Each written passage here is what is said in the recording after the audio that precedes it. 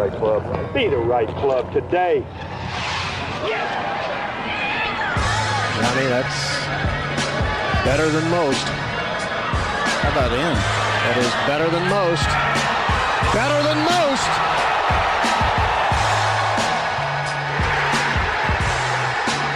Expect anything different?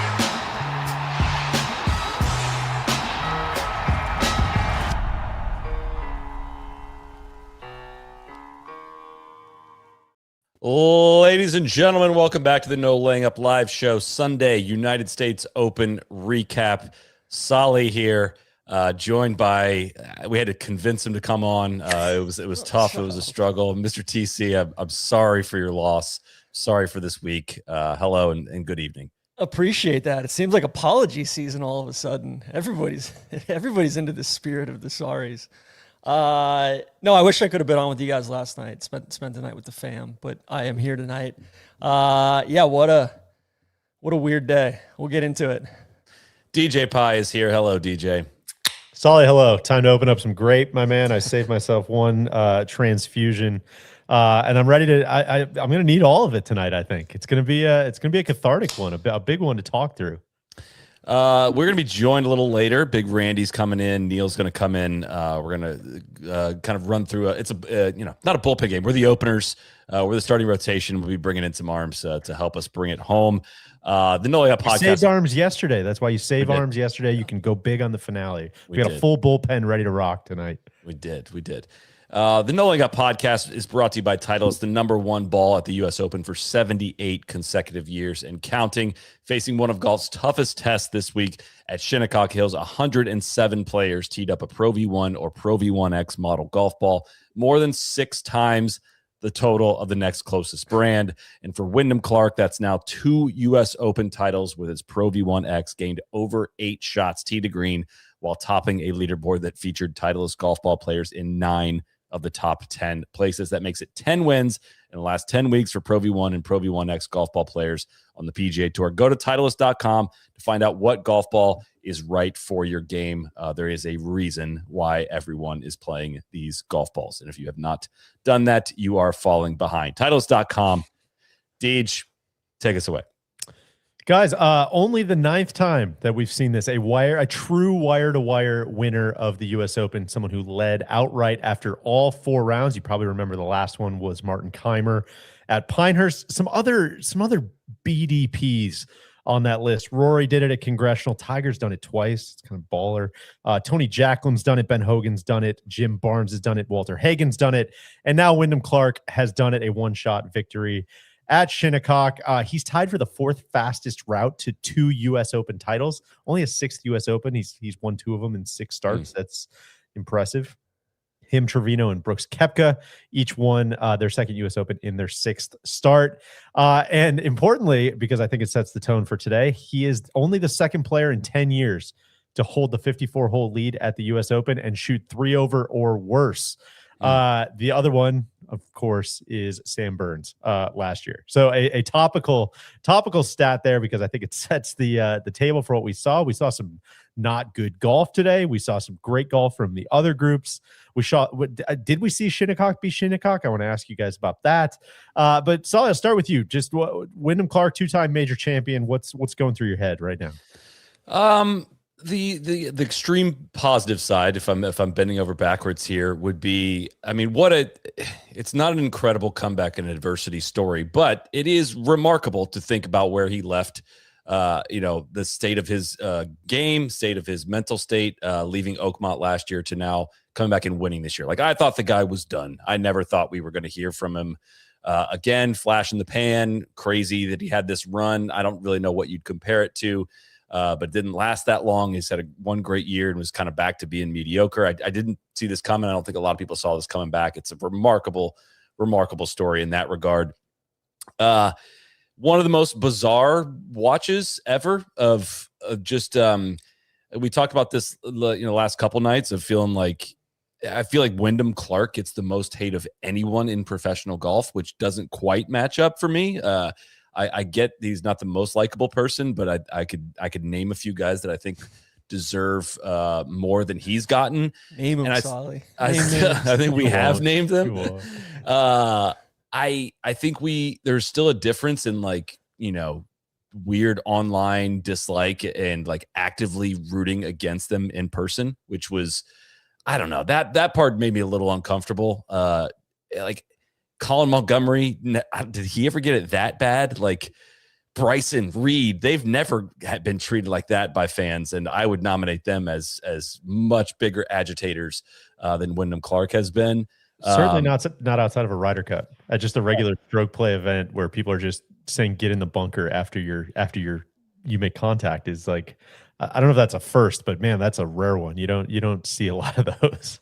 Yeah, that's just the part that I'm just like, it just made me a little uncomfortable, honestly. It was just kind of like, I'm not rooting for the guy. I don't have like a major dislike for him. I just have like a sports dislike, but it's not an extreme one for me. And that part just made the day uncomfortable for me. Like I was not enjoying that aspect of it. And it was interesting. I don't know. That just made it for an uncomfortable watch, honestly, today, and an uncomfortable win at the same time. And just knowing that it's got to be somewhat bittersweet for him, that just with how the entire day went and the energy there and the lack of enthusiasm for it. It's his own doing in a certain way, but I don't know, man. That part just didn't sit great with me. Didn't leave me with a good fuzzy feeling at the end of major championship week. No, Solly, I totally agree. Like I kind of despise the guy, but at the same time, like I don't know. There's a line in golf, right? And I feel like rarely has that line been crossed by fans, and now it's happened twice in twice in 9 months in the same part of the country there. So it was almost frustrating for me in that like the New York fans almost made Wyndham look like a sympathetic figure today, which is kind of crazy. And I think that is the most adversity he's probably faced, right? Like that like not of his own doing. And maybe there's something there where, I think people have never gotten like any shred of accountability for anything. I'm not talking about the locker room thing. I'm not talking about, just one isolated incident here or there. It's just been kind of a trend. But I think also like there's seemingly there where Wyndham wants to be really well liked. Like you can tell he wants to be liked, so he doesn't turn heel. And I think that almost pisses people off more, when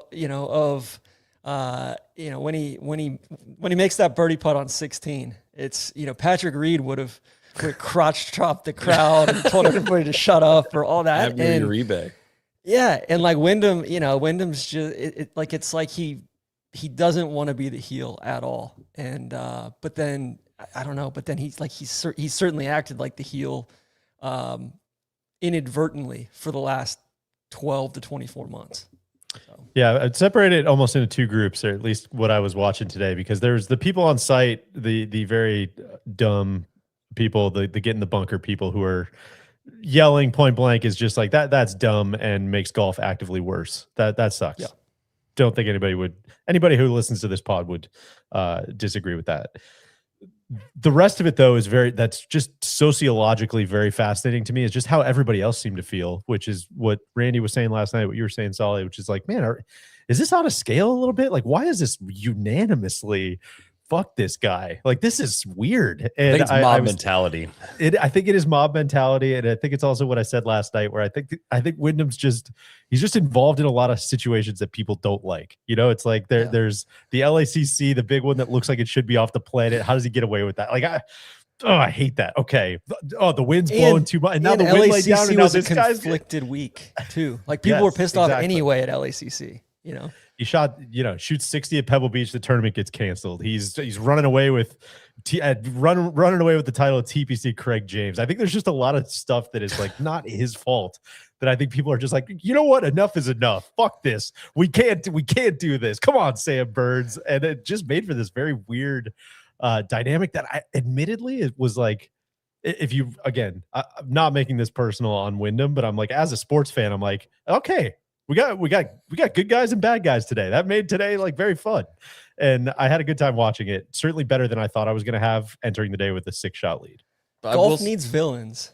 I just think we need villains who know that they're the villain. Well, we said this last time too, but it's like fun villains are and polarizing people are interesting versus like, all to one side. It is reading Joel Beal's article.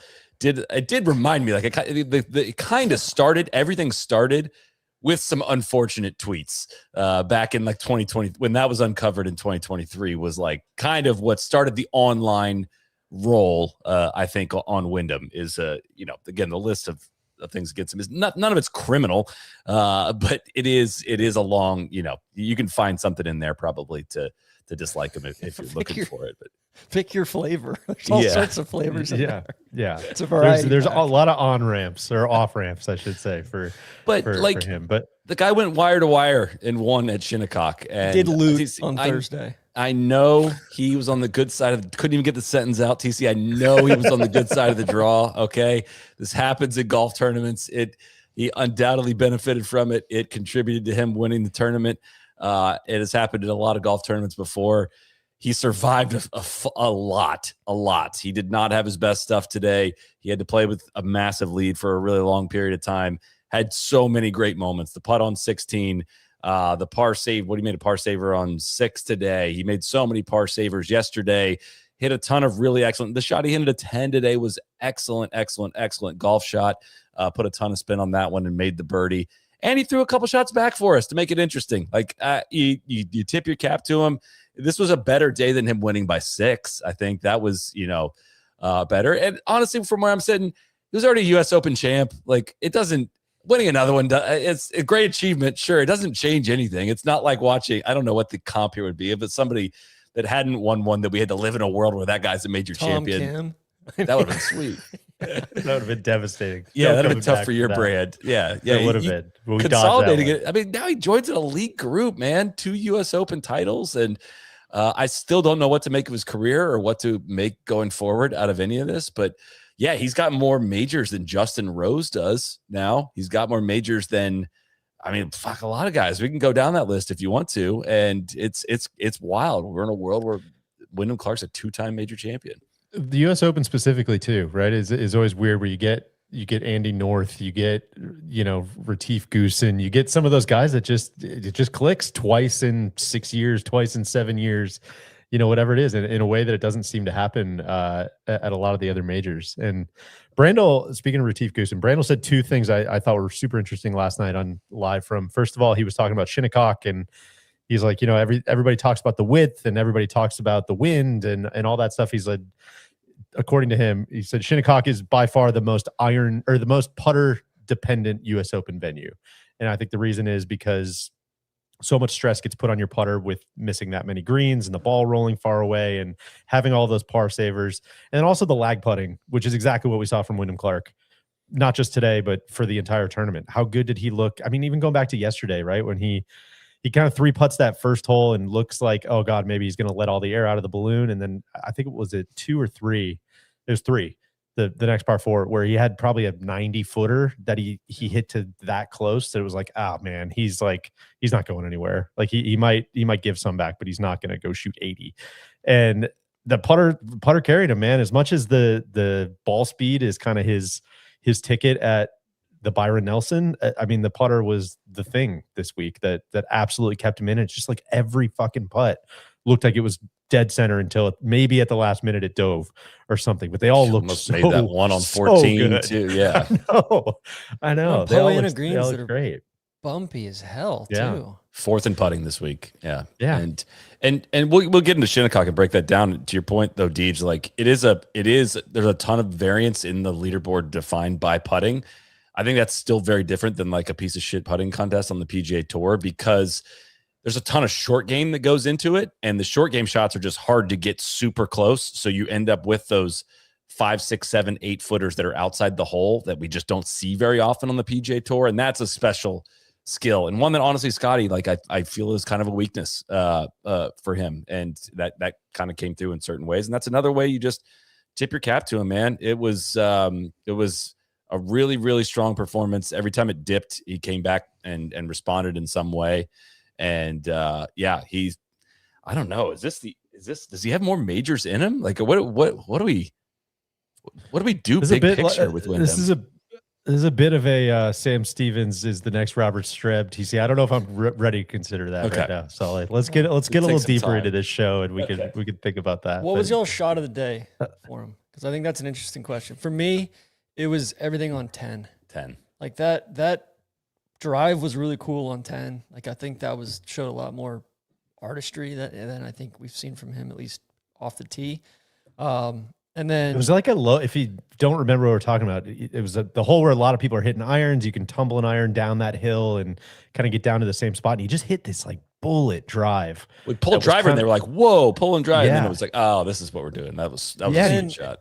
Hit it right down to the perfect spot, and then just that wedge that was ripping, and it was just like two perfect golf shots. 174 ball speed on that driver, and he's in the upper 180s. He launched it at below 7 degrees.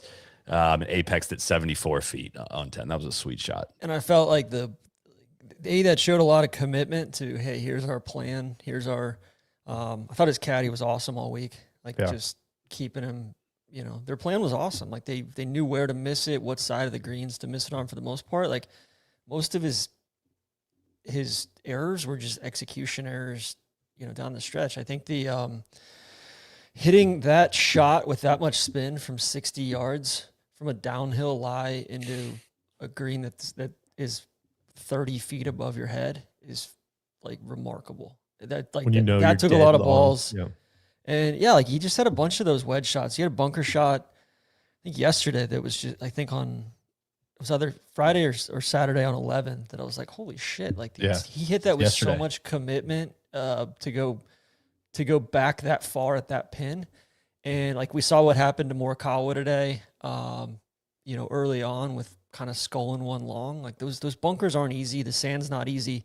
And I think just generally speaking, like he played pretty fearlessly when it came to chipping and short game, especially. Like he was trying to win the golf tournament. And I don't know. I think that shot, that steadying shot, even with Scottie making the putt right there. Like I think if he doesn't make birdie there and Scottie makes birdie, hey, maybe it turns into something different and Scottie feels like there's blood in the water.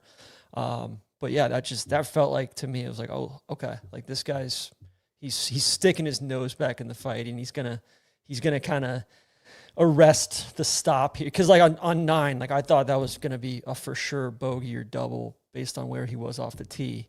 I know, like he got lucky with a lot of lies all day, all week, and every time Bones was like, "This is the worst lie in the history of golf. Like he might die if he tries to hit this." Like the one on 16, and I was like, "Fuck, man! Like when it's your week, it's your week, Yeah, Bones was describing that lie. I mean, Bones knows his shit. Now, this is not me challenging that, but like from the aerial view, looking down at it, I'm like, you can see the ball, like. It sounds like he did hit a remarkable shot out of there. Like if as much golf as Bones has seen, if it surprised him, and it was close to going in that bunker, like that could have gone awry for him there. But there was a guy. I don't, even after seeing the course, I don't wish I could go back in time and be like, this was a great course fit for Wyndham Clark. I didn't see that, even having seen what we've seen. But once he gets going, you're like, shit, man. Like he just kind of knows how to get around. He played really smart. He was, he hit a lot of bad shots that just didn't end up killing him. And there's something to be said for strategy of that. He didn't make a ton of like super fatal mistakes, made a lot of mistakes that just led to bogeys, but none of them were like you can never make that mistake in a US Open. And it made all the difference, 1-by-1 shot. I would shout out the par save on number 4 as well, TC, when he drove it in the fairway bunker. And you mentioned the bunkers. Quick parenthetical just to say the bunker's one of my MVPs this week. The rocks in the bunkers made for like actual true hazards. Let's rip all those liners out of every bunker. I'm sure no super will have any problem with that. Let's get these rocks to the surface. We need it. They should give the bunkers the EJ Marshall plaque. Right? 100%. I couldn't agree more. Just hits an absolute clunker out of there. Things are moving quickly. People are crowding around the ball. He's moving people away. And then, I mean, he chips it out to 15 feet and like that putt was never going to miss. Right. It was like, there were so many of those that it just, every time it felt like he was, not going to get back up off the mat. I mean, he just hit one of those right in the center. And then, you mentioned 16. the second shot wedging out of the cabbage, but then to another putt to pour in the 25-footer from the back of the green. Like Faxon said, it was one of those two like up over the hill where you got to judge the speed perfectly, and it was I don't know. He just kept doing it over and over, and it was 17 was almost the that was the fluke, right? Was the 3-putt there? It's like everything else was no doubters. I just wish 18, had a little bit of that, just a little tighter up that right side. We could have used a little narrowing there on 18. That was I know. What a fascinating spot though for him to be in for the last 3 years. Like all he's been asked about, well, not all, well, since the Oakmont thing, maybe not, but before that, it was like, so, I mean, that shot at LACC, like, were you trying to do that? Was that like, that was pretty ugly. Like he standing on the tee with the same thing, got to make a par, wide fairway. You got room on the right. Like it's just I don't know. I think the wind's coming out of the right. Not the first person to say it, but those two U.S. Opens echoed in a very, very big way. It did make it harder too that he looks away after the second shot. It didn't jump, and it did carry enough to get up onto the green and not. I think he thought that ball was rolling back and coming up way short, and that would have made for a tough up and down. But yeah, got it done, man. Got it done. We need a spinnier golf ball. That's right. We need a minimum spin. Do we want to talk Sam Burns? Yeah, I think real quick too, just to your point, Solly, on Shinnecock, like I think you see, like, I love the course. I thought the setup had its pluses and minuses this week, but I think that the great thing about Shinnecock is that a guy like Tom Kim or JT Poston or, Hatton or Zach Blair, like it's a pretty equitable thing. Like it's, favorite accuracy. It's not as important as far as bombing the ball. I think it's an iron player's golf course and a thinking man's golf course. And, and that totally bared itself out. There was some nice variety throughout the week in the leaderboard. To that, I say you raise your grape to Wyndham Clark, your 2026 U.S. Open champion. This is not us signing off for the record. This is us saying you need to go check out High Noon Vodka Seltzer, vodka iced tea, tequila seltzer. No matter the occasion, High Noon has something for you. As mentioned, we are on the transfusions tonight in honor of. What I need you to do, TC? I need you to pull like an Eagles thing, a Jalen Hurts thing, and just to completely flip and pretend that Wyndham's your boy. But if you're looking for your next pack, I pulled an Eagles thing. Jalen Hurts is still not my boy, even though I'm a huge Eagles fan. Okay. If you're looking for your next pack, check out the High Noon Tequila Seltzer Fiesta pack. It comes in an 8-pack or a bigger 12-pack if you're looking for an even larger Fiesta. The pack features 2 exclusive tequila flavors, blood orange and prickly pear. All are made with real tequila, real juice, perfect for any Fiesta, no matter where you plan to throw it. You can find the High Noon Tequila Seltzer Fiesta pack nearest you at highnoonspirits.com. High Noon, suns up. Always a great tool if you're looking to find a particular flavor. High Noon Spirits will, especially when you're traveling. We've had to do that when we travel to some events to find what we're looking for. But to Mr. Burns. Mr. Burns, excellent. 67 today, finishes at 3 under for the tournament. He had a good one. This was a good stat I saw. There's been 4 players in the U.S. Open history that have failed to convert the 54-hole lead one year and then won the next year. He had a chance to join that crew, illustrious crew. Alex Smith, your guy, TC, ball knower Alex Smith, John McDermott, Bobby Jones, his friends called him Bob, and Payne Stewart was the last one to do it in 1999. Alas, that was not to be. Hot start for Bermuda Burns. Birdie's the first, hits it like inside 2 feet, hits it inside 8 feet at number 3, makes a bomb at number 5, which cuts the lead to 5, makes another bomb at number 8, which cuts the lead to 2. What are you thinking at the turn? Was this did this feel real to you guys? Did we think that this was a threat or what? Well, didn't his bomb on 5 cut the lead to 3? I think you said 5. I cut it to 3. Like that was. Sorry. That was when it was getting. Yeah, it was extremely real. Happened quick. Happened fast. He played an awesome round of golf. He has started to develop a really strong U.S. Open record. I love how I love how hard and committed he swings at the golf ball. He swings hard at it, but in a contained way, in a very he just sends it. He just looks like somebody who's never guiding it. Only shot he guided all day was the birdie putt on 17, which we can get to. But I mean, that's a guy you don't want chasing you on a golf course where putting is going to make up a ton of the variance, and how this thing is settled. Like him pouring in birdies all over the place, like. And you're behind as Wyndham with the lead, and you got a lot more holes to play and finish, and that's not working in your favor. Like when you're going backwards, it felt real. It felt really real. And the birdie on 16 was awesome. Stepping up to hitting the shot on 17, he just looked like he was absolutely floating out there. And I said that I think Keith should have got up and hit the putt first on 17. Totally. He was inside. It should have been a team effort to try to win this thing, and Keith needed to step up and play out of turn and give Sam the read on that one, give him the best chance. And he had such a good putt on 18, man. It was an excellent putt. Had the read from Keith on that one. Thankfully, it was needed an ounce more effort, and it would have not fallen down the right side.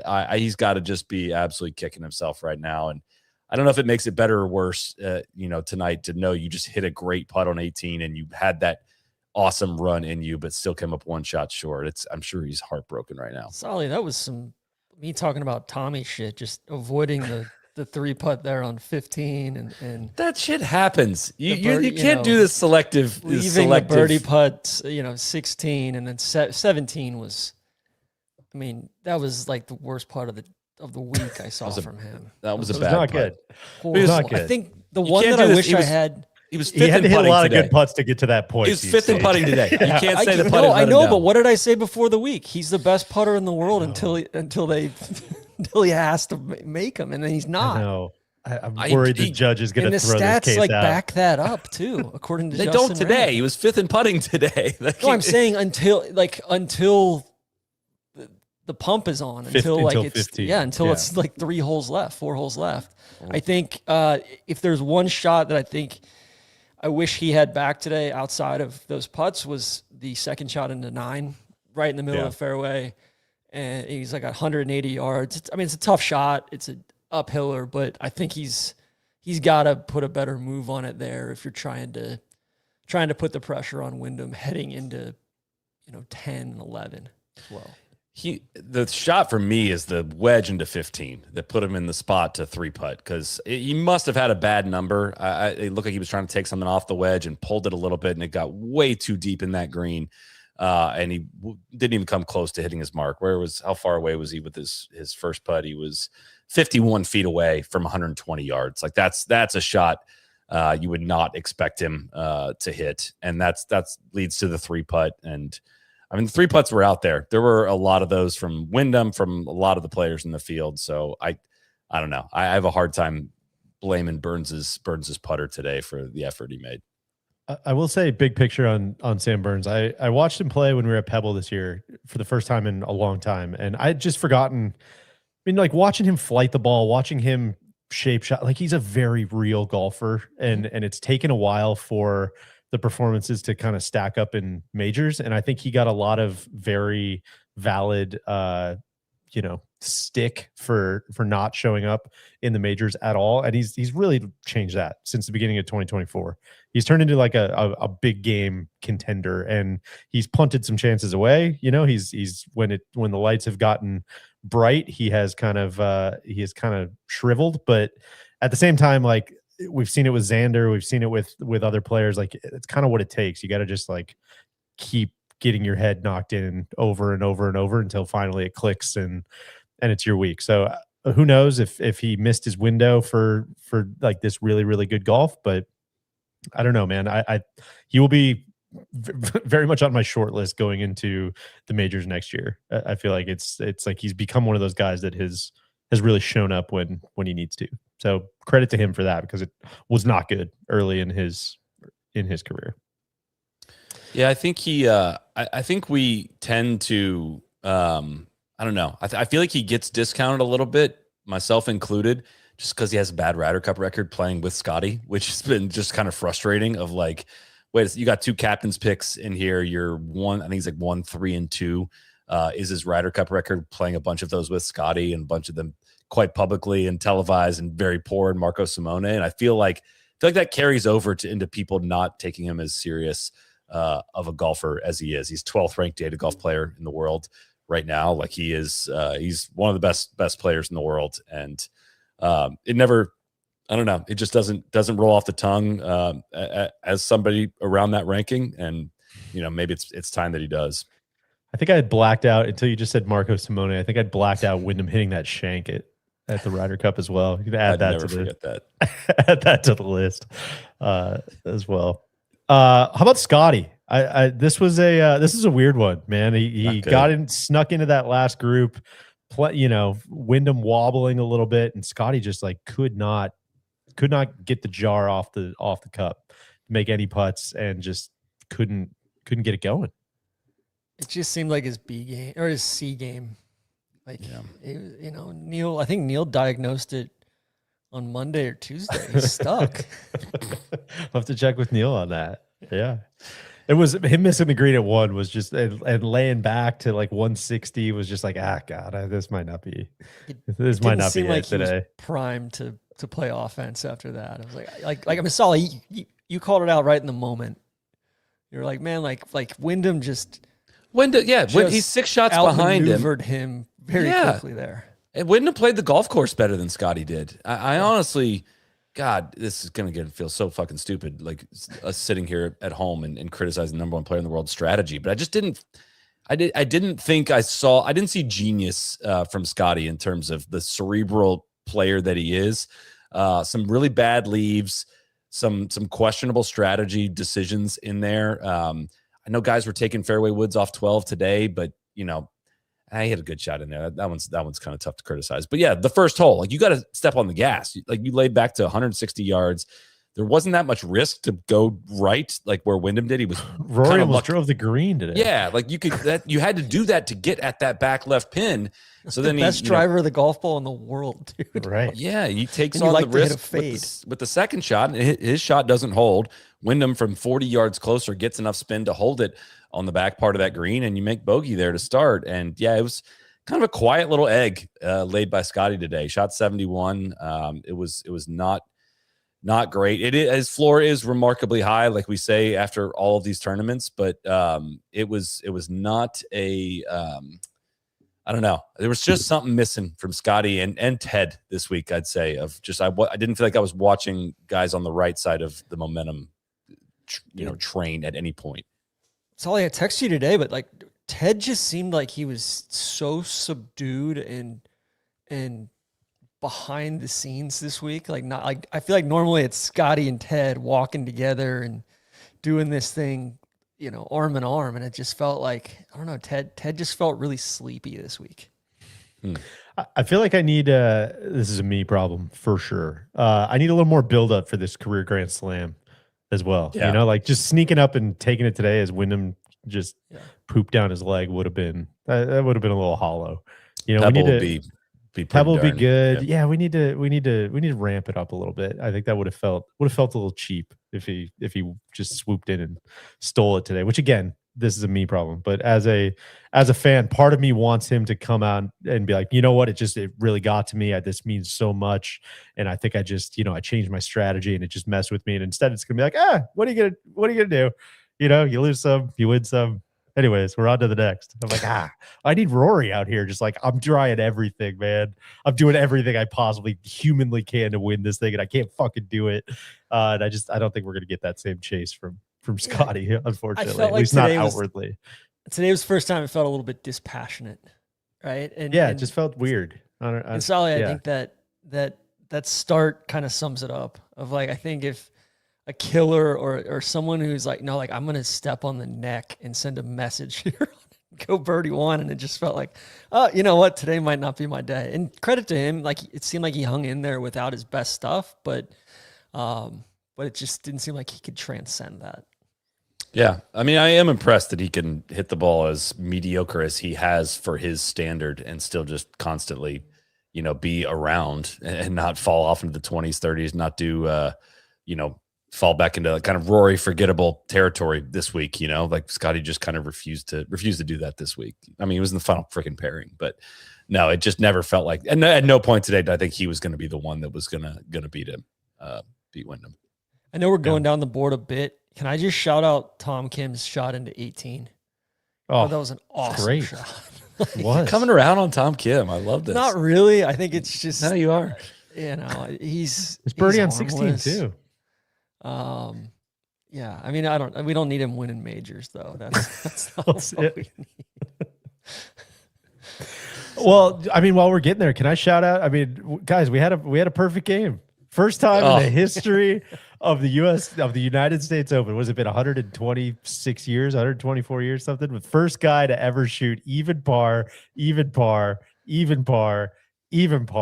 Keith Mitchell, he did it, man. He did he made the impossible possible. You love to see it. This is going to be my Yeti coldest moment of the week. Thank you to Yeti for presenting this week's coldest moment. I think I'm going to put a calendar reminder in this for next year. We have to brand this. We have to keep this going because every year they do the question of like, hey, would you take even right now? We gotta rebrand that to, hey, would you take the Keith Mitchell? Would you take the Keith Mitchell right now? Even par every round. And we need to ask some players this before the US Open next year. Get that documented in the pressers. Would you take the Keith Mitchell right now? Does that include the 41-29? Not necessarily, but that's a definitely a feature of this one and not a bug. But no, congratulations, Keith. Best major championship finish of his career. Number 1 in putting this week. Not usually the strongest suit of his game, and looked great doing it. Gained a lot of fans doing it. Already has a lot of fans, but cannot imagine what shenanigans he's getting up to on Long Island tonight. But congrats to Keith. That was awesome. When I think of Shinnecock in the future, I will think of Keith, that meme of Keith for sure from Thursday. It was so good. And him loving it too. I mean, it was just the whole week. What a massive success for Keith. We might need to start. It might need to be the Keith Mitchell platter. Like the EJ Marshall. If you finish exactly even, do you finish exactly even? Okay. Yeah. Do you have to shoot even in every round to get the platter? Yes. Or yeah, for sure. 100%. Man, yeah. Keith's putter was so irrationally hot today and really all week, but today, like a few of those putts that didn't go in, I'm thinking, oh my God, like this could get like true heat check kind of stuff going on there. Like late on the front 9, and then he bogeyed 10, comes right back on 11, and then hit some really good ones down the stretch too. But yeah, and I don't know. I thought too, like the last thing I guess I'll say about Sam Burns, because not to get us off track, that shot that Sam Burns hit into 17 was one of the better, like Ryder Cowan and Sam Burns, those two shots into 17, like those were golf shots, and I felt like that was when I realized, like, oh my God, like that was big time stuff from Sam versus, Sam's a little bit longer than Keith, and Keith, that was a tough pin to get to. Really tough pin. Yeah. Drinkware, coolers, bags, cooking, cases, storage. Yeti has it all with plenty of options to customize. Find out more at yeti.com. And thank you for sponsoring this week's coldest moment. Should we bring in the big guy? Let's get some thrills and delights. I know he was thrilled and delighted by a lot of pitches in the bullpen. No, he's good. It's that time of season though. It's major championship. You can bring these guys out in the 7th, 8th inning. There is no tomorrow. Randy, how are you, man? I'm good. Call me Scott Sullivan. I got a rubber arm and I'm ready to go. Oh, love that guy back in the day, Randy. Love that guy. Randy, I hope we didn't step on too many of your thrills and delights, but I know that the Keith Mitchell 4 straight 70s had to be on your list. Listen, anytime you can make US Open history twice in the same week for things that are like kind of cool and wacky, that's a massive thrill and a delight. So no, you guys didn't step on it. You guys set me up well. A lot of my thrills and delights are kind of moving down the leaderboard. Obviously not being on site, I don't have a ton of observational ones. So is now a good time? Can we move down through the board a little bit? What do we think? Now's a great. Why don't you and TC do a little collab on the down the leaderboard? I would love nothing more.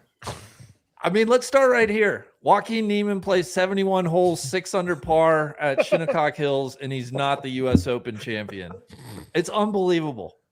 The 6th hole, technically round 1, he makes an 11. He makes a 9. He gets stroked a little bit, a couple shots by the big bad USGA for throwing his club. He makes an 11, 7 over. It's absolutely insane. All he needed to do was double that hole, and we're in a playoff. How do you feel about Rule 1.2b, Randy, and this code of conduct stuff? Can you get down with this? Yeah, I'd like to see. I don't know whose hands does this ultimately rest in. Is this like one of those things where executive orders just can get out of hand? I'd like to see whoever is in charge of this rule. Let's get really aggressive with it. Let's start. Let's do some. What do they call it when like the courts set the laws? Judicial activism or something. I'd like to see that with this new rule. Do you think they should have to explain themselves too? Like the chief referee gets up and says, "Hey, here's the ruling." They get up in a press conference and you lay out that day's rulings or judgments. Yeah. I mean, I think it's a step towards the more subjective nature of professional golf, which is a block that I'm on. It's going to take us 20 years to get there, Big, but that's a good first step. That's right. It's not going to happen overnight. No, it's a grassroots campaign. It's for future generations. Big. What did you think about Rory? Rory threw his club 6 years ago. He's thrown his club before. He didn't get penalized. Are you mad as hell about that? That's a good question. Can we retroactively stroke guys for bad behavior? That would be fascinating. Maybe you hit them like, when the pitchers get a 1-game suspension on a 5-day rotation or something. Maybe like, Rory, what are you, T48? Like, we'll take the penalty today. this year. Yeah. He will be taking his penalty today from 6 years ago. From that time when he hucked it in the lake at Doral, he will be taking the penalty today. You could take it at Travelers next week, but he's not going to be there. I do love the fact that they this rule is essentially because of Sergio, and the first guy to get it is one of his fellow live guys. Just hotheads. It is wild. Sam Burns, little putter toss there on 18 when the putt doesn't go in. Sahith, same thing. Yeah, his club. Careful. Was it Arnie that chucked the putter up in the air? Jack, I remember watching one of those old tournaments. Like, who knows? Out of here. Yeah. Big. I know I want to get to the rest of your thrills and delights, but we kind of breezed past all the Wyndham stuff. Did you have any Wyndham thoughts? / what would his, technically onto the scorecard? He shot 73 today. I'm curious what your subjective score would be for him today. Let me start with a very honest take. Very impressive. I think they said he took the outright lead at like 7:09 p.m. Thursday night, and to keep it the rest of the way at a place like Shinnecock, I did not think was possible. I truly am impressed with him closing the deal. So I want to get that out of the way. Having said that, when you loot or abscond from a store with that sort of stuff, you make the mistake of trying to sell it on eBay or Craigslist or at a pawn shop, and they'll get you beforehand. But I gotta get the word out. I don't know if we're doing like a ticker tape parade maybe around Denver, at least like around Cherry Hills. An exciting one for my adopted hometown. I thought they were going to get you on the broadcast, interviewing you out there. They're interviewing everybody else associated with Denver. Yeah. I'm like, can I get a number for that swing coach? I might have to pay him a visit. Subjectively, I thought 73 was somewhat fair. I don't know if I would toggle his score very much. It feels right. 64. Right. Would you toggle that one? Yeah, that was coming up, TC. I think that's 67. I think we got to knock that one up. Yeah. Now we're tied with Tom. Now we're tied with Tom Kim. Yeah. Congratulations to Sam Burns. Yeah. All right. What else thrilled and delighted you, Big? So I feel like some of these are going to be a little against what people might think is my brand, but I wanted to shout out 3 guys who got to the U.S. Open and made the cut starting at local qualifying. I think that is it's a good one. Very impressive and very cool. So Merrick Fleming, the amateur, was the low out of the three guys. So big props to him. He obviously did local and then sectional. And then the other two guys were Jackson Van Paris and my guy Spencer Tibbetts. So just wanted to tip of the cap. When you start at local and make the cut at the U.S. Open, that's big time. Great call. It's a great one. The low-am fight was good. You know, I think lived up to this exciting amateur class that we had. So proud of my guy, Jackson Koiven. You know, he didn't earn a single cent for my team this week, but he went out and had a T23. He got a share of low-am with Ryder Cowan. I do wish they would make him play it off or at least chip it off. I hate awarding multiple low-ams. You know, like let's play that one off. Well, I mean, this subjective scoring is hot in the streets right now. If you're the tiebreaker, you giving it to either of those guys? I thought probably Cowan, if I'm being honest. For sure. Koiven did a lot of work today when scoring was easiest, so I would give the tiebreaker to Ryder. Here. A couple earnest ones. Gary Woodland tied for 7th. It's his best result outside of winning at Pebble Beach. And, everybody, I think, knows what he's gone through. 42 years old. Just tip of the cap to Gary. Really nice week. Bit under the radar. And then I thought Aaron Rye was another one. A surprise winner at Aronimink to come here, finish T11. That's good stuff. So tip of the cap to those two gentlemen. It's good stuff. I like it. You're spreading it around. Yeah, spreading the love. And then my other one, little Sammy Stevens. I just wanted to congratulate him. He kind of held that Wiki Yellow line. He parred in from starting on the 13th hole. If he bogeys any one of those, all of a sudden you're getting Wiki Yellow for the great man Justin Rose. Tommy's getting another Wiki Yellow. My guy Xander's getting a Wiki Yellow. But Sammy Stevens, he held it firm. He made it mean a little bit more. So tip of the cap to him. He did not go away like I thought he would. I would have lost the bet on his over-under round today. God, that's great. Our guy Xander just couldn't get it done, but the top 50, what is it, top 15 streak? Top 14 top 14. The Blandy is alive with the T11 finish. And that's good stuff, Big. Not a thrill and delight. I am disappointed in Xander. This is like, I need to remember this of being, tied for 11. It's going to look great next year. It's like, oh man, he had a pretty good week. But it's like, dude, your weekend, you just went away. You were never in it after Friday, and I'm very disappointed in that. You're right. Yeah. I got nothing to add. I agree. I agree. My last little thrill and delight, and TC, jump in here where else we want to go down the leaderboard. I don't know why. This is a weird thing, but it always just tickles me a little bit when, you get a massive amount of ties as you go down the leaderboard, which makes sense with a big field. But there's Matt Fitzpatrick, solo 22nd at 4 over. Outside of the top 3 and the bottom 2 guys, everybody else is tied for a number except for Matt Fitzpatrick at 22nd. And he was low Fitz. Barely. One shot ahead of his brother at T23. Very into interesting. a great race. God, that's good. TC, where you want to double back? Who did we miss? I got to give another shout out to my guy JT Poston. 67 today.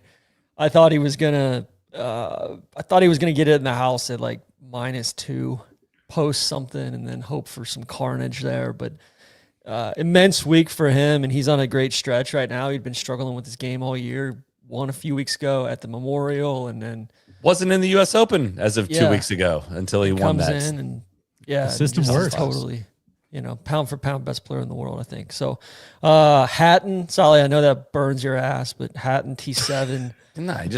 Sheer robbery. That means nothing. Remind me to remember that next year, Randy. That was just stolen valor, Wiki Yellow there. Of course. I think Hatton kept, we can get to it later. Hatton kept Randy out of a skincare video.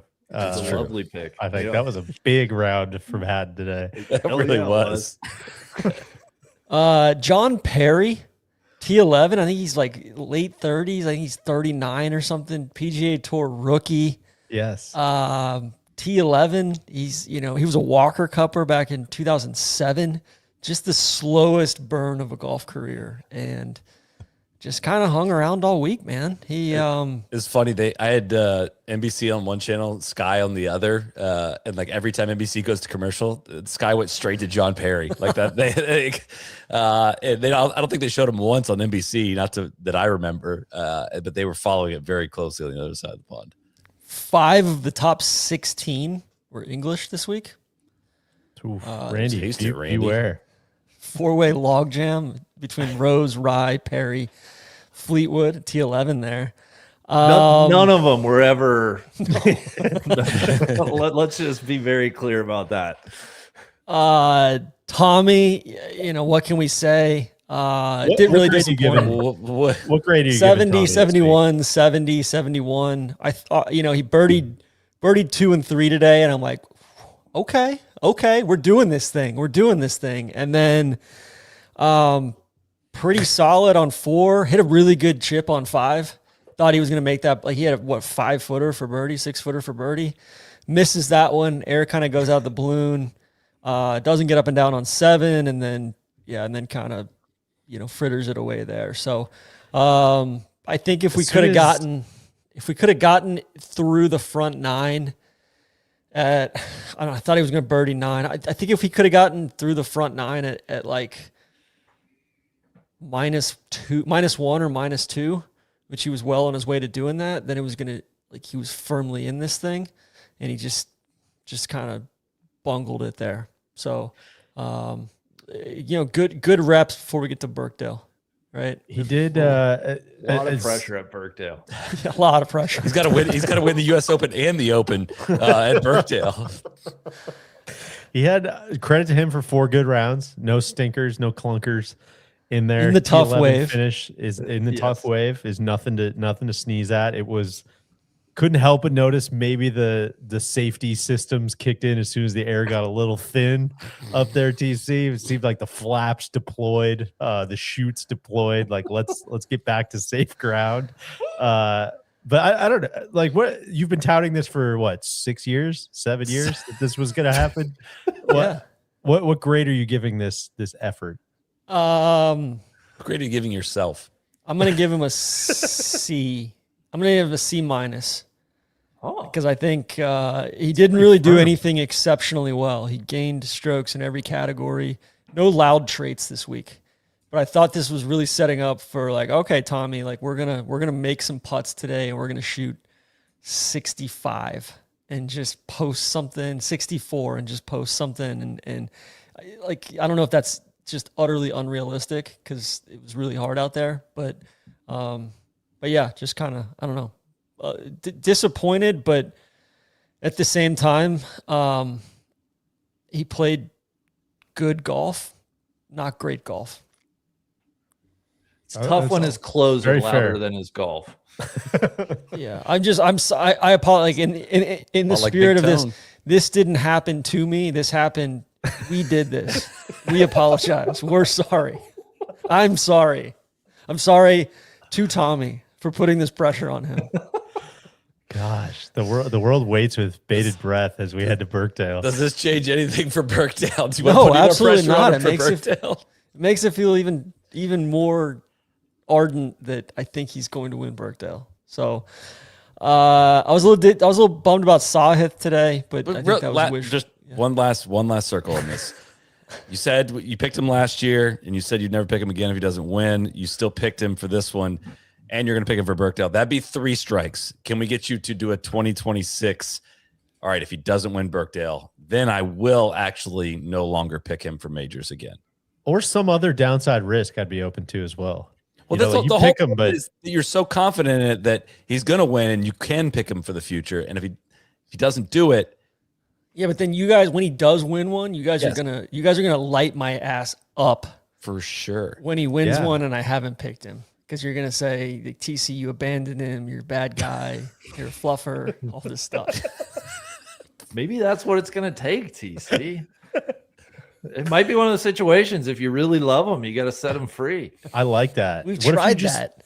turn heel and just say, this guy stinks. Bluffer. He can't do it. I renounce this guy.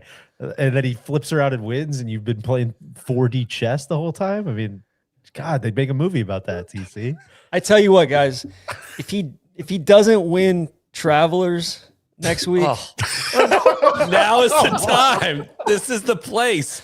Every star, every round, every shot that makes your heart race as legends walk the fairways. Keegan Bradley, Scottie Scheffler, Tommy Fleetwood, Justin Rose, Cameron Young, Tommy Fleetwood again, Xander Schauffele, Colin Morikawa, and other PGA Tour greats all battling to be called champions. See the world's best for all 4 days.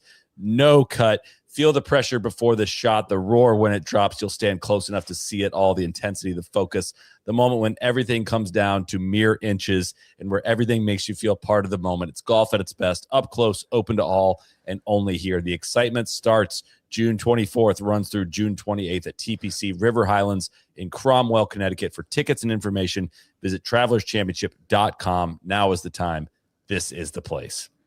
Travelers bangs, man. And we need to take down Keegan. We need to take what's rightfully ours, Tommy. All right? It's better under the umbrella. It's coming home.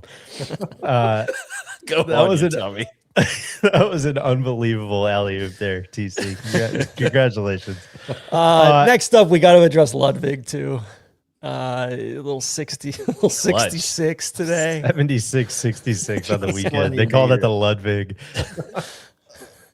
That stunk, man. Pissed me off. I was proud of you, though. You diversified. Too. You tempted you into going after him this week, and you refused. So I won't give you a hard time on that one. I've given Ludvig some tough love, and I think the future is bright. He putted well today. For the week, he was 39th in putting. Like putted pretty similar to Tommy. It was just got stuck in neutral both Friday and Saturday. So, what else? I mean, JT. It was just a really good leaderboard. Like tons of really good players in the top 30 guys. It just I think the wheat got separated from the chaff. Disappointing weekend from Fitz. I was all over Fitz this week, and he faded pretty hard on the weekend. 74-73. Was disappointed by that. But Ben James, T23, continues his good play. Foxy, T23, Solly. Anything to say there? Nope. We're all good. Okay. You picked Big Shot Bob in the this or that, I believe, right? I did. Did I? I think Solly I did. did, I think. Hand up. I'll be honest about that. Yeah, I think I did. Did you guys see Bob's comments yesterday? No, After the round? missed this. Oh, some of the whiniest whinging I've ever heard. Has he lost the? Yeah, what are we doing? I the mean, supporters? talking about the setup and how if this was an open championship, the whole locations were just outrageous. Like, guess what, Bob? It's not an open championship. And you bitched about the Open Championship when that happened. It's just one thing after another. It's so unbecoming of a Scotsman. Like if someone like this the Scotch don't do that. And your dad's a fucking greenkeeper, man. Like, what does your dad think about you? They may have caught him. Maybe were they interviewing him during the purge? Because in that case, all the testimony needs to be thrown out. That doesn't count. He gets immunity during that hour. That's right.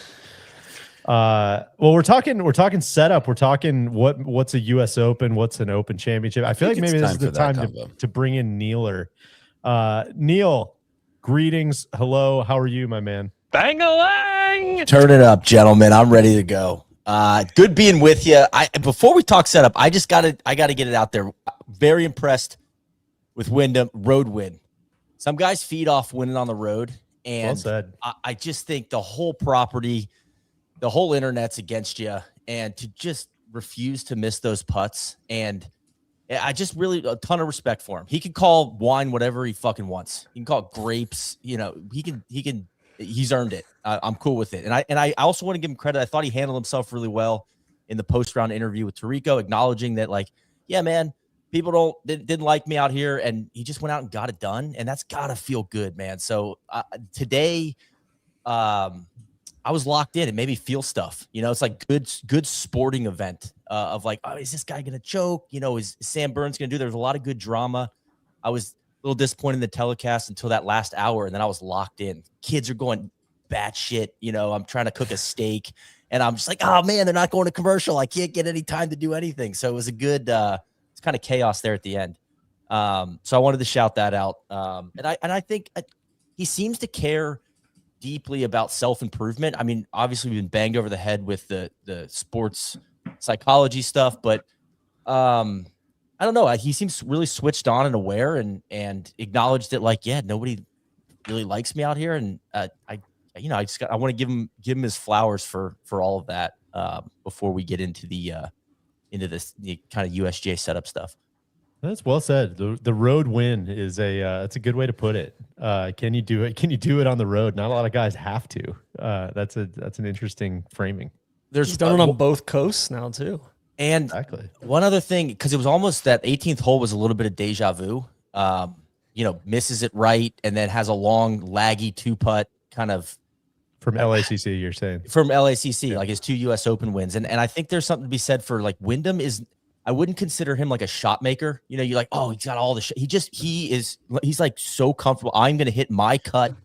He's going to kind of bend the course to how he plays. And there's a discipline to that I appreciate as well. It's not super fun to watch. I'm not really rooting for it, but I definitely respect it. He plays very deliberately, which is a bit frustrating as a viewer, but he's not going to get out of his process. We heard the word process with his caddy probably 95 times, but they have a routine. They're going to stick to it. They don't give a shit who's saying what about, bad day to be a locker. Like, they stayed in it. And to do that over and over and over again, and to do that with the lead for 4 days or 3 days is really impressive. I got to say, I've got no excuse with my golf now. We have the same mental coach now, and he's winning U.S. Opens, and I can't even break through to plus handicap. This is it's shameful, really. It's a great point. Was that the weirdest, like, between that and the swing coach? Like, were they going to call his kindergarten teacher next? The whole thing was. We'll save that. We'll have Hamsterdam section. Okay. We'll go.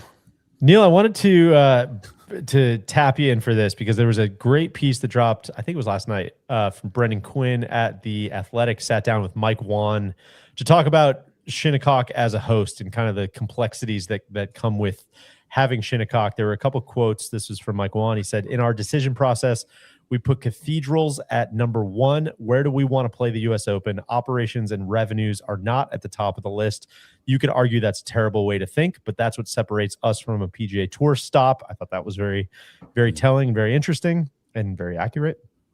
And then he was asked how much the USGA is leaving, because this is all kind of laddering up to, specifically yesterday, like, man, is there anybody out there? Are these grandstands empty? What's going on? Is anybody going out to the end of Long Island here? What's happening? And Brendan asked him how much the USGA is leaving on the table by playing its biggest event at Shinnecock. Juan said, quote, tens of millions of dollars. I think this gets very interesting when you talk about what the USGA is, what the point of the USGA is. It's raising money to grow the game. There's no shareholders. There's no dividends being paid. It's how much are you raising in your biggest championship to essentially reinvest into the game. And Juan said, there's another quote, if we lived on a diet of Pebble Beach and Pinehurst and Oakland Hills, would we be much better off financially? 100%. But I'm not sure the championship would be better. I think this is just kind of a fascinating conversation as far as what is the U.S. Open? Why does it look that way? Especially at a time when it seems like every other major, you could maybe quibble with the Masters, but even I think you have some argument to say the Masters is running towards a balance sheet type of championship as well. But Neil, what was your reaction to reading this as kind of all the other championships kind of sort of seem to go the other way? I loved it. I feel like in a world of a lot of short-term thinking and quarterly earnings calls, like, I'm kind of craving a leader that says something like this. And especially because they're not going to go to Shinnecock every year. If you want to go to a venue like this every 8 to 10 years, or it's Shinnecock and then Pebble, or Shinnecock and then Pinehurst, that's set up for the infrastructure for a modern big ass event, I think that's perfect. Leaving money on the table, like, that's kind of it. And I think it's a place that, being on site makes you appreciate it more. So I'll get that out of the way. But I do think it's a place that casual golf fans should see. It's kind of brown and it's not super green. And it's like, what's the big deal about this place? It's like, no, it should be introduced to the casual golf fan. And I couldn't agree more with the cathedral thing. It's like the US Open should be going to a diverse set of American golf courses because American golf is diverse. And there's going to be consequences to that. There's going to be logistical issues. And I appreciate that the USGA is saying, you know what, we're going to deal with those issues the best we can, but it matters to us to go to a place like this. And it might not be, on TV. We could talk about some of it, getting your broadcast partner to make it a better TV experience if less people are going to be on site. And there's definitely things they could learn about making it, maybe not teeing off at 3:30 yesterday so that, people don't feel the stress of getting home because it's not an easy place to get to. But I think Mike Wan's quotes are awesome. And he's super direct. It's like tens of millions of dollars left it on the table because we think this is important. And we're going to do this. We're going to mix it up. We're going to go here and then we're going to go to Pebble next year and Oakland Hills. And we're going to make, we need to make money. But I love that they are thinking about this as a set of venues and not just, we got to cash in. Like some of the complaints we've had about the Ryder Cup, we got to cash in now, man. Yeah. This is the cash cow. This is the opposite of that. And there's going to be consequences to that or things that there's downside to that. And I'm cool dealing with the downside to that. That's where I stand. That was beautifully well said. I think it's, just the fact that, we have Pinehurst mixed in, public access, Pebble, public access. They're resorts and it's expensive and it's a totally different experience, but it would be a shame if the game or whatever the modern US Open outgrew that golf course because it's amazing golf course, important for American golf history. And it's one of the few places, Randy, where we're going to get that guaranteed wind. Like, we don't have to sit around and wait for the wind like LACC. And that's important for this championship to provide a very different test for all those watching at home than we see at other PGA Tour events and other major championships. And I appreciated these comments from Juan, and I appreciate that. I still would love it if it had a better vibe on site. It's not like today seemed a lot better. People definitely stuck around to the end. It felt like, though somebody did send me a video of everybody piling out after Wyndham made birdie on 16. But it's a worthwhile exchange for me if the setup, I don't care how much money they make, one, and two, if it's a little less of a crowd vibe and we get to watch that golf course, I'm down with it. And it would be a bad sign for this championship if they wouldn't go to this because it's not their biggest money maker.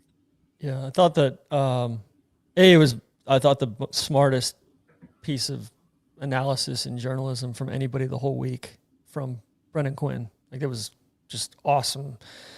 I would give the R&A a little credit for Lytham and when they eventually hopefully go back to Muirfield as well. It's like, all right, you got to redline the engine at the Hoy Lakes, or if they go to Port Marnock or something like that to make those dollars, then to kind of hold you over. I think it's a smart thing for Juan to acknowledge this in the context of the players wanting a big cut of the money and him basically saying, hey, we're leaving money on the table. It's not all about the money for us either. We're investing, hopefully this is a long-term investment in the quality of the pro game and just the competitive game at large.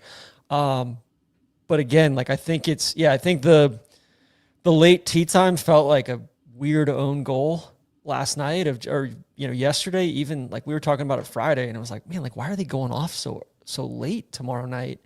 And that just felt like a little bit of a maybe getting too cute with it or hey, make it easy for people to watch golf in person. And then I think lastly, just you can go to these cathedrals, but man, it doesn't hit as hard if your TV product doesn't show it off correctly and can't capture the action and all of that.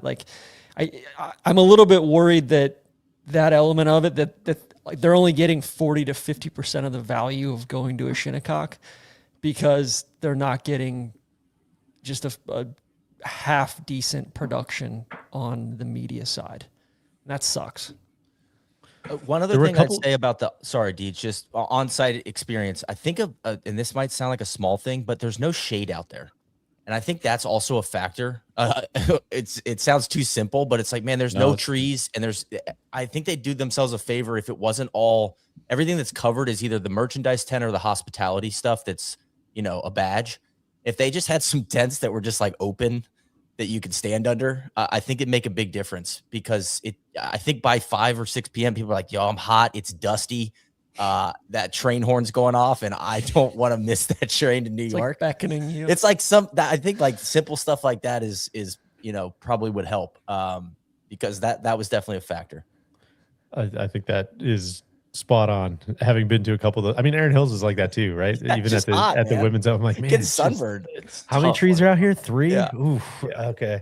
I think what I really like about this, and I maybe am oversimplifying some of this a little bit. I get that some of these entities are businesses that need to make money for their members or for their mandate or whatever. But at the end of the day, like this to me felt like the point is to crown a worthy golf champion. And TC, you said it as we're going through the leaderboard. I could hear it in your voice, almost just like, man, there's a lot of different players, a lot of good players, and it's just it's just a proper championship rather than just like, well, no, I know we can't technically host the best championship here, but this is the best for hospitality. Well, but this is the best for parking. But this is the best for, well, the founders want to put a tent here, and it's like you just get the tail wagging the dog so often at these championships that you need someone like the USGA to be like, man, the point of what we're doing is to host championships and to identify who is the best golfer in the world this week over 4 days. Above all.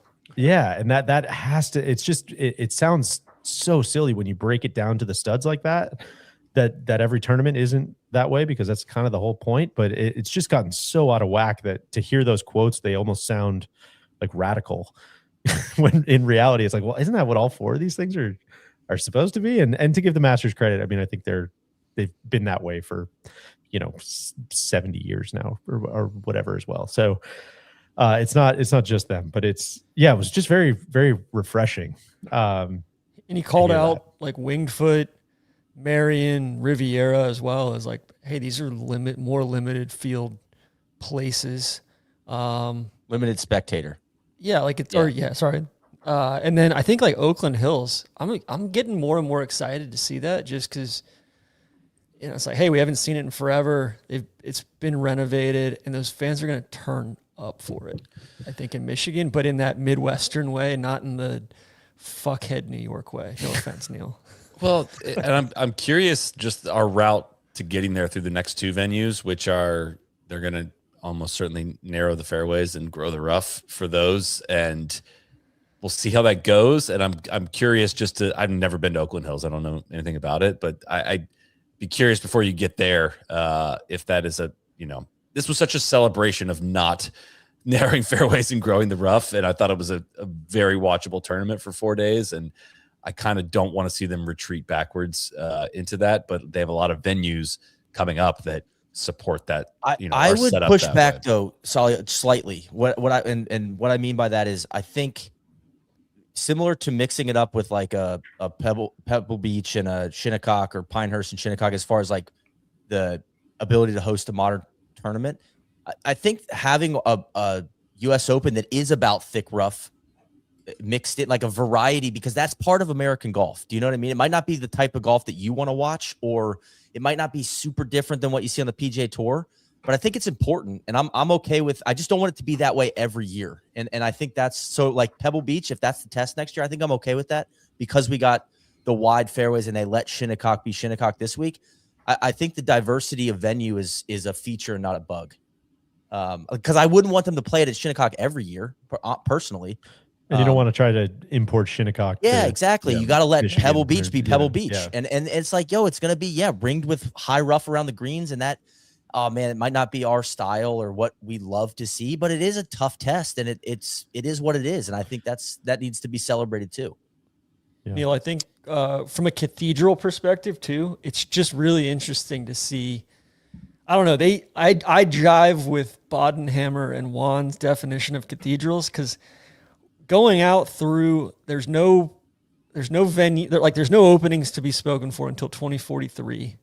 And then you've got 2043, 2046, 2048 are the next three through 2051. Like those are the only three that haven't been awarded And yet. you know they're cooking on 2067 already.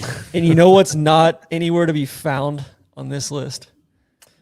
Torrey Pines and Bethpage State Park, Bethpage Black, because I don't view those as even a sanctuary, a miniature sanctuary. Those aren't even sniffing cathedral status, and I love that. Randy's loving this. Well, a little too public for TC, I think. No, give me. I mean, I think No, Erin you're right. Hills could be a cathedral. I was Sure. going to ask, is it? I appreciate the USGA like being about something at its core, especially in relation to the lack of action, I think, on the equipment and where the pro game has gone over the last 20 plus years. So I'm glad that they're standing for something. I was just though thinking, cause TC, I brought up that same like future venues list. I don't know if I love them being this locked in to not a big cohort of golf courses for the next 16 years. You know, Neil, I thought you said it really well. American golf is a lot of things. And I don't know. I guess I was just sitting here thinking like, are there some new places we could go, right? But we're not going to have that opportunity in the next 17 years, 16 years, whatever it is. And I think that's a little bit of a shame, if I'm being honest. It's just so funny that it's a great point. And I think it's so funny that when we get 20 years out, how that stretch of essentially 2015 and 2017 going to, we're trying Chambers Bay, we're trying Erin Hills. And at Chambers Bay, you had the weird greens, and at Erin Hills, the wind didn't blow. And we're gonna get 20 years out and be like, you know, they tried it and it was a disaster. And thank God that they just decided to go to these 8 courses over and over and over. Because I'm with you, Randy. Like I like the push and pull, but I do wish there was a little more slack in the rope for maybe we could work in one in 2046. Maybe Have a little joker card in there. Like, yeah, maybe 2031. We'll know. let you know. I would love to go back to Chambers. I think Chambers is like, I think there's a place for that in, you know. Seems like it. The more, especially we talk about West Coast finishers or, you know, finishing the season in prime time or any of that stuff. Like I agree. Guys, quickly, what's your favorite U.S. Open venue right now? What's number one? With a little more wiregrass, I think it's Pinehurst number 2. Like just put some more sprigs out there in the native area. I just really like Pinehurst, and I think Shinnecock's up there for me. I was going to say I think those two are neck and neck for me as well. I might catch me on the wrong. Catch me by the day. It's probably a coin flip. Right now it's Shinnecock. I think because I don't know. People I think are gonna. There's a lot of people that maybe didn't have a great time this week, but I really had a blast watching it, especially yesterday and today. I thought it played fantastic, and I think the winner changed the tone, the feeling tone for a lot of people for what was otherwise like a really interesting week. I'm really stoked to see Marion again. I feel like never been there. I've never stepped foot on site. I don't feel like I understand it all that well. I'm stoked for that. I think Oakmont and Winged Foot for me have kind of gone like I'm selling those, and I think I'm buying the Shinnecocks, the Pinehurst. I really like Brookline. I think the Country Club was awesome. That one's a riser in my book. And then I'm really excited for Inverness too. I think Inverness in 2045. Sign me up, man. I hope I'm still alive. God, that's so far away. 19 years. I'll be what? How far is the ball going to go then? I'll be 59 years old. I'm probably a product of the same thing I say when I go play links golf. Whatever I've played most recent, England, Scotland, Ireland, or Heathland, or whatever is my favorite. Like Shinnecock, I think it rises to number one for me. And again, I keep coming back to this. Just like the fact that you can almost guarantee wind is such a riser. It is like a complete.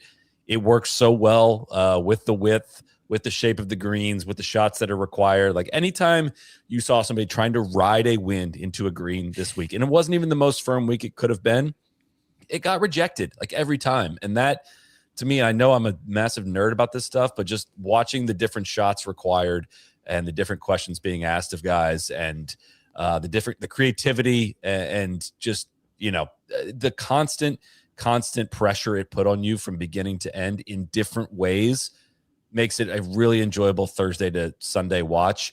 Watching Oakmont is kind of, it's a good golf course, but it's kind of the same thing of what is going to punish you, and it's kind of predictable in that way.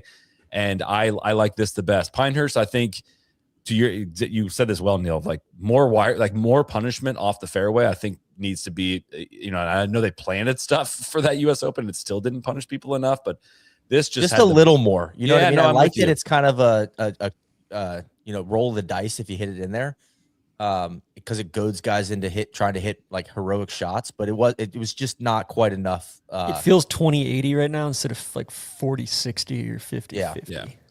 This just had such a good blend of punishment for bad shots and just some really good like stopping points. All right, you're hot now. Boom, number 7. All right, here we go. All right, you're hot now. 10. Oh, and 11 back to back. Oh, now the wind changed. Now 16's reachable, and it was a complete 3-shot hole early on. It has so many elements of Open Championship golf that I love all in it, to the point where, I will. I'll remember this one. This was a solid week of golf, despite it not being like the winner and the drama we were hoping for at the end. This was this top of the list for me. So I think Shinnecock's the best like American championship golf course. Yeah. Your point about guys trying to ride the wind, the shot that sticks out is I think it was Keith Mitchell in the 10. Yeah. Yeah, God, he tried to hit that draw, and like exactly right. He tried to hit a draw riding the wind and just, lacrosse bounce over the back. Which for him, he's kind of right in at that point. And that was kind of the end of his run a little bit. He battled his way in, but it was like he wasn't going to be a threat after that. There's certain spots where like guys are making 5 as they're walking into their second shot, where it's like, no, you've made the wrong decision. You don't realize it yet. Joe Pesci hole. That's the good stuff. But several too, also just off the face, tracer slightly out, like Tom Kim's shot on 17 today, where the tracer went off. I was like, nope, that's not it. You are this far too far right, and I know that has no shot. Like that I don't know. That part is like, it was good, man. It wasn't like the dream everything. I know it was softer Thursday and Friday than we'd hoped. It was not perfect, but it's like B+ overall setup and playability grade for me for the week. And with the hand they were dealt, I don't think I can realistically ask for more out of the golf course, to the point where I'm just on top of like them losing a bunch of money to do it. It's like a tip of the cap. Thank 100%. you. Crescendo, the crescendo worked. Now I gotta ask the setup doyens in here. TC, Randy, how do we feel? It still feels a little hollow to me. Yeah, it was a bit under. Yeah.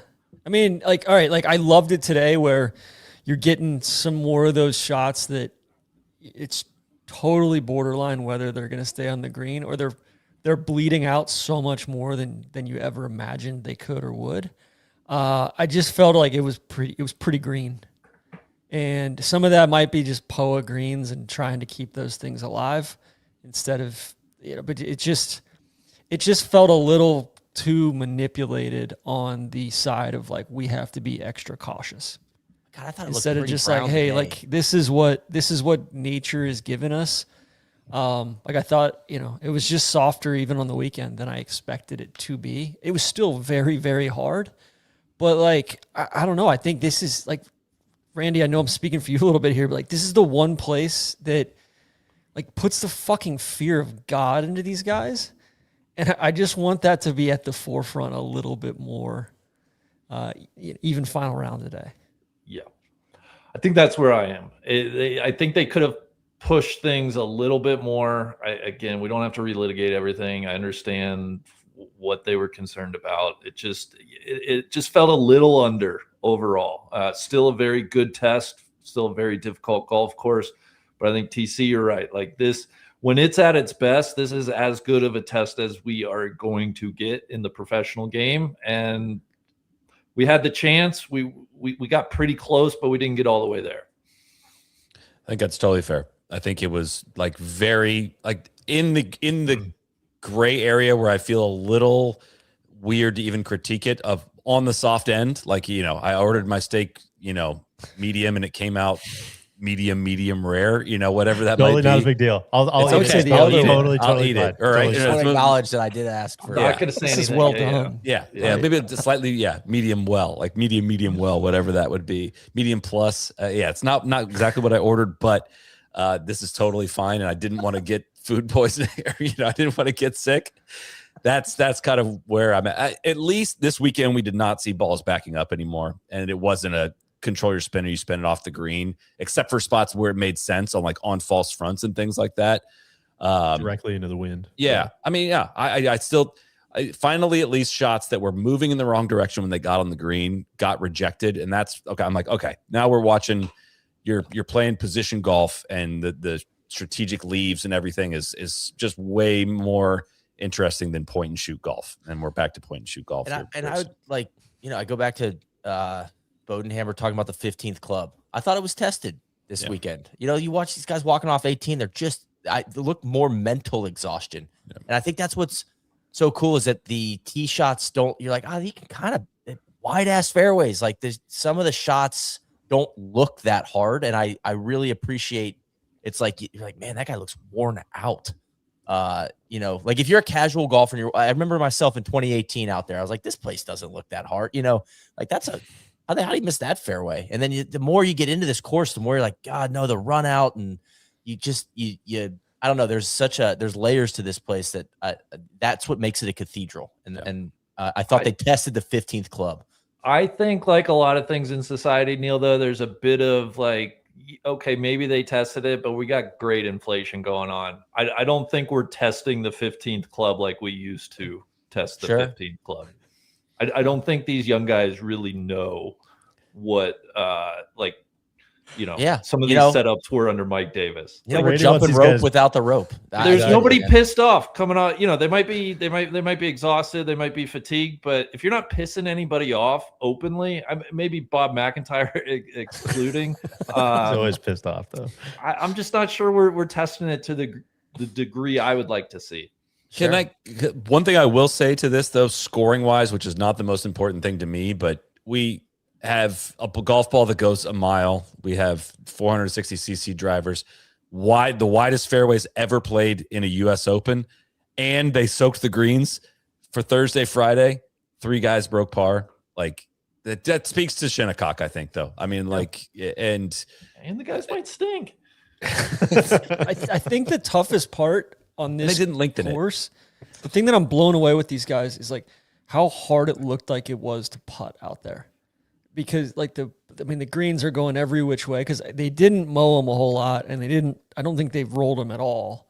And so the greens were just bumpy and kind of, it's just that POA that I just don't think it's the best surface for like that. Like if I had one knock on Shinnecock, it would be having POA greens instead of fescue or something like that. Right. Outside of the course. Go ahead, dude. Sorry. No, I think that's fair. And that's why I was kind of scratching my head yesterday trying to figure out how to say it. But I'm like, how can nobody make putts, but Wyndham cannot miss? It's just, I was going to go. I'm like, too. Man, okay. But one half of my brain is just like, this is this is completely arbitrary. Nothing matters. I'm like, but if Wyndham's making all of them, like, I don't think he's just playing blackjack here. Like, I think there's got to be some skill involved. Not only what's so jarring is it's not only that every time he was over a putt by this afternoon, I was like, that's going in. So I'm like, and everybody else, I'm like, Scottie's not making that. Like, no way he's making that. And it's just, and his Wyndham's for me, his whole his putter's uncomfortable.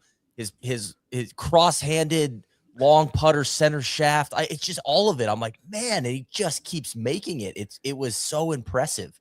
And I'm just glad his caddy's not lining him up anymore though, because that was unbecoming. That was tough.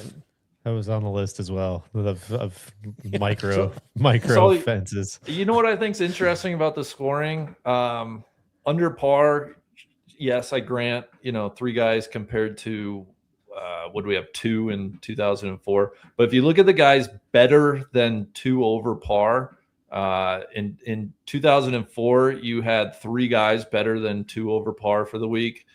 In 2018, you had 3 guys. 4 over par. You could even do. There were just a lot more guys in that even 1 over, 2 over than we've seen in the last iterations here at Shinnecock. And that's where the point I was making there was they had 26-yard wide fairways on average. They lost one of the greens, and they did not have technology's changed a lot in 22 years. I think we're seeing eye to eye here. Yeah. It's just if you just move that cursor a little bit from breaking par to 1-2 over par, you start to see where it's a lot more. And I'm saying this more of like a thankful, like I don't think the USGA could flip a switch. If they wanted the scores to just be higher, they could. And I don't think that is like the case for like making the best golf tournament. It's unique nature of the challenge, I think, is a lot more of what this regime is about. And I celebrate that, because you could narrow these fairways and the scores would just go straight up. Like you could add more rough there and more fescue, and the scores would go up. You could play it firmer than they did, and the scores would go up. And it just doesn't seem like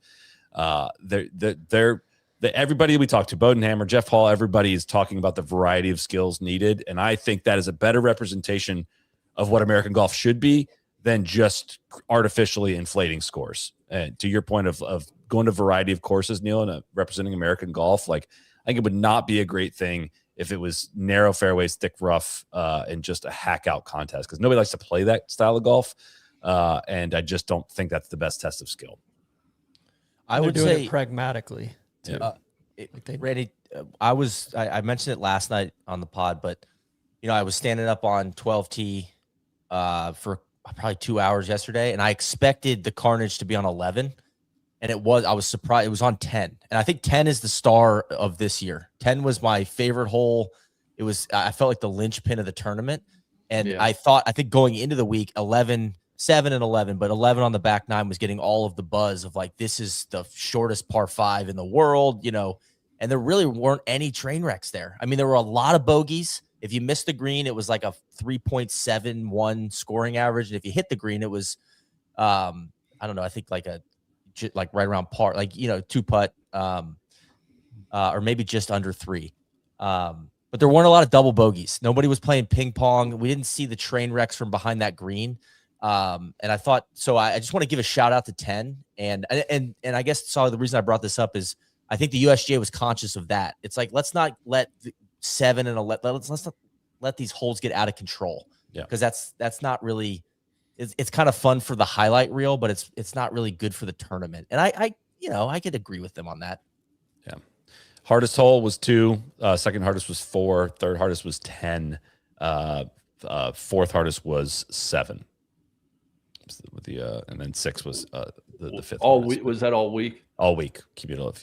Yeah. So I thought it was interesting. 2 guys shot in the 80s yesterday and shot in the 60s today. Peter Uihlein shot 80-66, and James Nicklaus shot 82-69. Kind of Keith Mitchell again, but over the course of the weekend. For listeners' sake, for reference, future U.S. Open venues: Pebble Beach next year, Wingfoot 2028, Pinehurst 2029, Marion 2030, potentially with rolled back equipment of some kind, 2031 Riviera Country Club, 2032 back at Pebble, 2033 back at Oakmont, 34 at Oakland Hills, 35 back at Pinehurst, Shinnecock again in 2036, 10 years from now. Is that too long to go between Shinnecocks? Feels right. Yeah, I feel like if you get a 10-ish course rotation, I feel like we're in a good spot. It feels like we don't have a 10-ish rotation. We go to Pebble and Pinehurst twice. Well, it's a private course, and maybe one of the most private, and that's like. Yeah. How did you vote on it, Neil? Say again. How did you vote on it? Don't start with that. No, I mean, it feels like going to a black tie dinner or something like that. Like it's not something. It's a special occasion. And I think to note that 2036 is going to be cool because they're going to do the back-to-back men's and women's opens. Yeah. Which I think will be really neat. I would just shout out the whole anchor strategy, though. I think it's great that they do have a Pinehurst and Pebble that are courses that can, double up, right? It's like you're going to get 2 Pinehurst for 1 Shinnecock. But if we can, I like that. It takes pressure off the private clubs. Not even Shinnecock, but you talk about like, it's such a burden on like Randy, like Kenwood Country Club hosting the LPGA. It sucks, man. Like you lose your course for a month, and it's like it's massive. Oh my god, like it's massive. for those people that pay good money to be a member at a club, it's it's like I wouldn't compare a men's US Open to a women's weekly LPGA event. I don't think it was that big of a burden for Kenwood. Well, my point being though, it's still an inconvenience, and the politics of a club. To say, I'd say getting Shinnecock once a decade is a win for everybody. Is the point I'm trying to make. Yep. It's just such a like when the USGA's stated strategy is to go to these cathedrals of the game, and then you go over to there's no chance to get weird or no chance to get some off the wall short term stuff in there. Like, oh, they just built this golf course, it's sick. And then you're like, all right, maybe the PGA of America needs to be that. And they should just build PGA Frisco. Yeah, Frisco, Olympic Club, Baltusrol, Congressional, Kiowa, Southern Hills, Bethpage Black, Frisco again, Oak Hill. And it just feels like a less good version. Like there's no basilicas of the game. or joie de vivre there. And God, it's feeling like sloppy seconds. Yeah. Sloppy thirds. Yeah. The non-denominational the mega churches of the game. How's the worst? I will be very curious what they do with Pebble next year. 2019 did not go great. And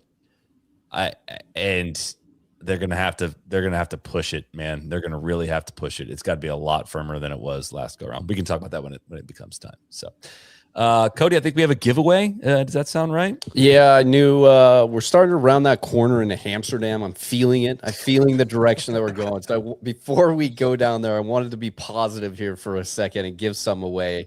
Randy, of course, you're always coming in with your T's and D's, thrills and delights. Tonight's first giveaway, it was #thrill. So let's see who it is. Thank you, everyone that tunes into the live shows here. We're not done. We're just taking a quick break here to give away some goodies to Jeb Fox 1826. Email Cody. Jebby. Please clap and claim your prize. High energy Foxy. That's right. I saw a guy Richmond Houston there in the scrolling through the chat. Shout out to Strapped, West Texas. Yeah, exactly. We're gonna have another one at the end of the show from Midland. Richmond Houston from Midland. Yeah. You guys want to do Hamsterdam? Yes, it's time. Solly, do it, baby. Do it. All right, let me just say up front, I am allotting my time. If anybody wants my time, I am allotting it. I'm seating. Is that Solly, the floor or is yours. Is that indifference, Randy, or is? I just can't. Yeah, it's like they are who we thought they were. We're good here. Yeah, a lot of it feels pointless just because you get to the realization that until there's a change at the very top of NBC, this is how they're going to present the national championship. And I tried this on Friday. I had a little outing with my daughter at school, and I tried to record the U.S. soccer game and just come back and watch it without on repeat. I couldn't do it. I couldn't do it with social media, and it's like there's just something to watching a live sporting event. Like there's a certain thrill that comes with being a sports fan and watching a live sporting event, even knowing that what I was watching happened 30 minutes ago in the soccer game. I was like, I'm just fast forwarding. Let's just get caught up. And then you experience it with everybody else on social media and you're up to date on it. And then you think back to the golf and you're just like the majority of what I'm watching is on tape, is on delay. It's on TiVo. It's on rewind. It's not presented with any urgency of a live sporting event. And they almost got caught with their pants down with Sam Burns. They totally forgot about him Saturday. I think they had John Wood out with him today, and we didn't hear from them for hours, it felt like. So we've mentioned this before, but you can tell when NBC has shots on tape because their walking reporters, their on-course reporters don't carry monitors with them like the CBS ones do. So when you cut to a tape shot on CBS, you at least get, Colton Oast has seen the shot or whatever, but he's watching live, and he's not on course anymore. Dottie is watching live on a screen of what's being broadcast. It's a replay of the shot, and she provides her on-course commentary in it. Sometimes you can tell that they've seen the result of the shot, and they give away that. Anyways, but that point in saying, like, you can just tell at what they're showing on replay, and sometimes they're 4, 5, 6 minutes behind all these things, which I get. That happens with live sport, and there's a lot of air traffic control that goes into getting the shots out, but it has spiraled to a point where you just don't even feel like you're watching a live sporting event. They are in way too much control of deciding what we see and what the narrative is, and I don't know how to phrase this. Of like all the Sam Burns shots we didn't see are just like lost to history. No human will ever see them. Like, they're not posted online somewhere.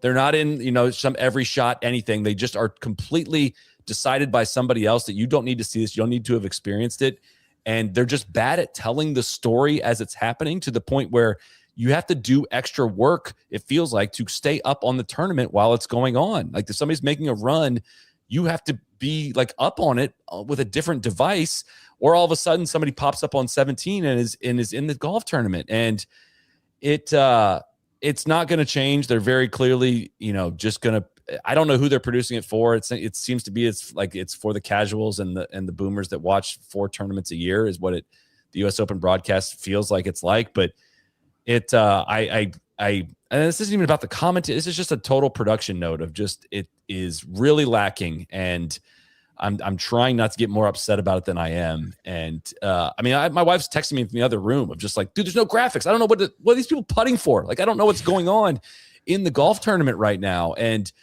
I think a lot of people walk away from US Opens like frustrated with the golf course or the experience, or having watched it in part because we are getting peacock blocked by so much of what's going, like, just the funnel that everything has to go through NBC. And we felt this way about CBS for a long time. Things changed when Sellers Shy took over there, and I don't feel that same anxiety now when I watch it.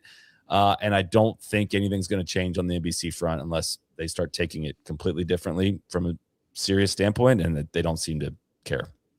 Could I the word that came up for me today, especially early on, where a lot of the setup happens, Solly, is the NBC broadcast does not feel intimate.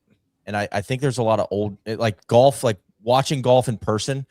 The best thing, like I wrote about in our newsletter today, like watching that round from Zach Blair on Friday felt very intimate, where like the best golf viewing is like, man, you're watching somebody grind and, slay the dragon basically over a long period of time. You feel embedded with them. And I think a good golf telecast can do that. But I think the biggest issue that NBC has, I don't think it's commercials. I think it's too many voices. I honestly think, because I just don't know which fucking booth pair is going to come on next. Is it going to be Terry Gannon?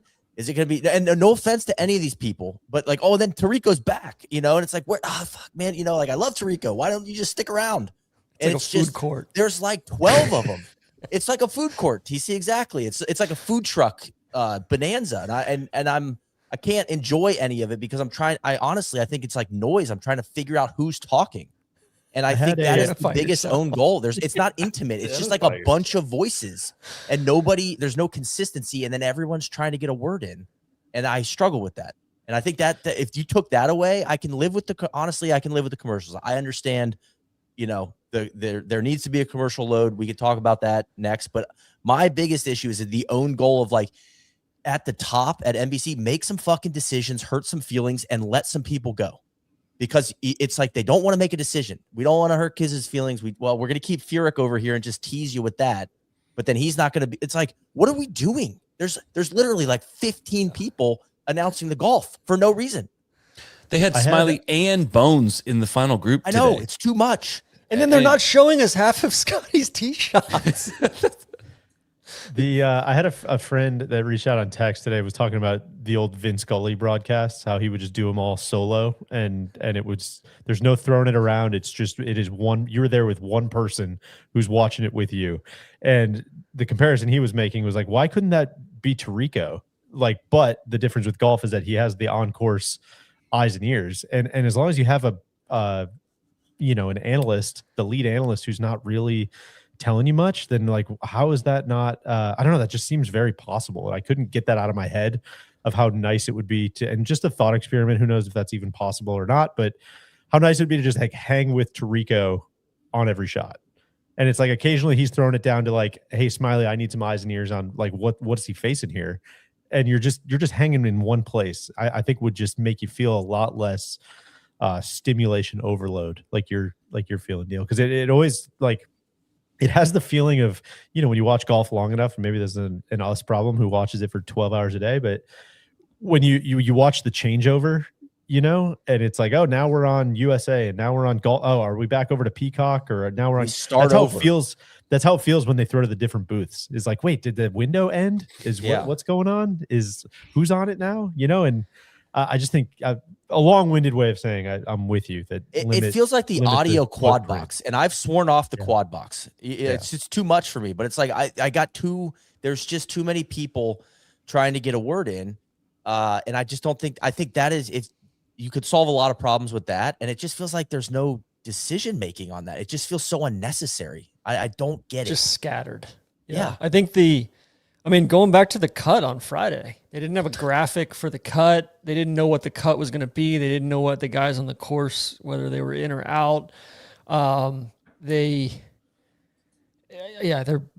thought the preview montage or segment they did today to set up the golf tournament that was basically celebrating the K-shaped economy, generational wealth and privilege, I think it was weird. Really, really bizarre. Solid to your point, I think it feels a lot like when Lance Barrow was doing a Riviera broadcast and Spieth almost wins, and we don't see it until, we don't see him hit a shot until the 72nd hole of his tournament.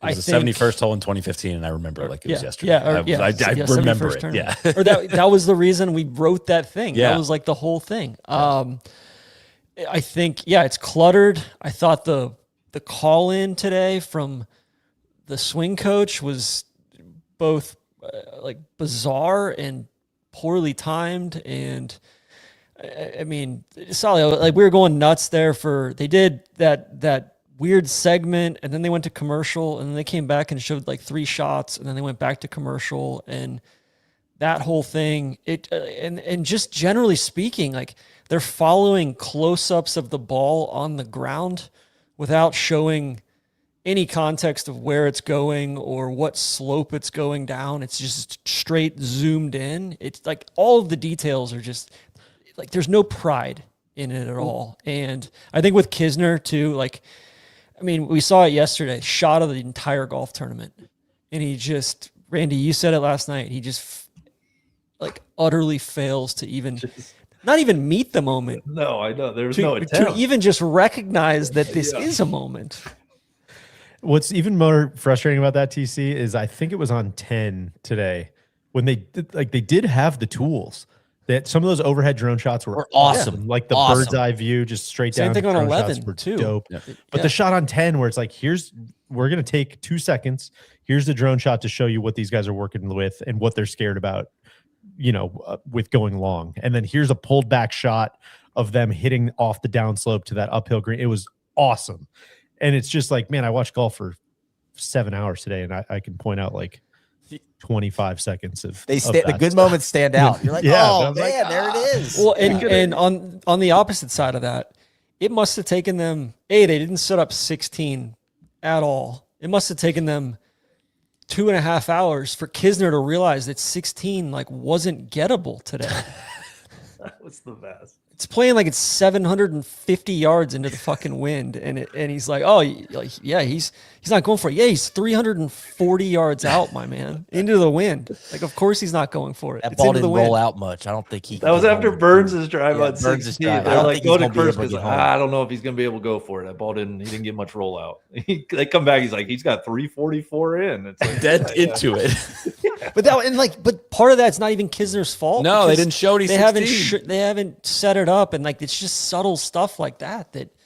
Man, it's like I feel like Tommy Roy both had like in the past we've kind of given Tommy Roy a free pass at certain places where like when he gets the toys, he's done a better job with them. I felt like he had all the toys this week and he didn't do shit with them.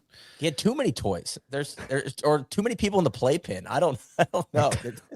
Well, so I want to give a flower out before I lay my stake here with the rest of these boys. And kind of jumping on Neil's line here. It was in 2023 when Juan was on Twitter and everybody was freaking out about the commercial load. And he's like, listen, I hear you. I got 2021. This. That was we'll fix this. Yeah. He came back around though, leading into where we at LACC. He also brought it up again, and he promised, I think it was going to be a 30% reduction or something like that in commercial load. It got a little bit better, but we were just drowned out by that plane that just kept circling and circling and circling. You couldn't get it away.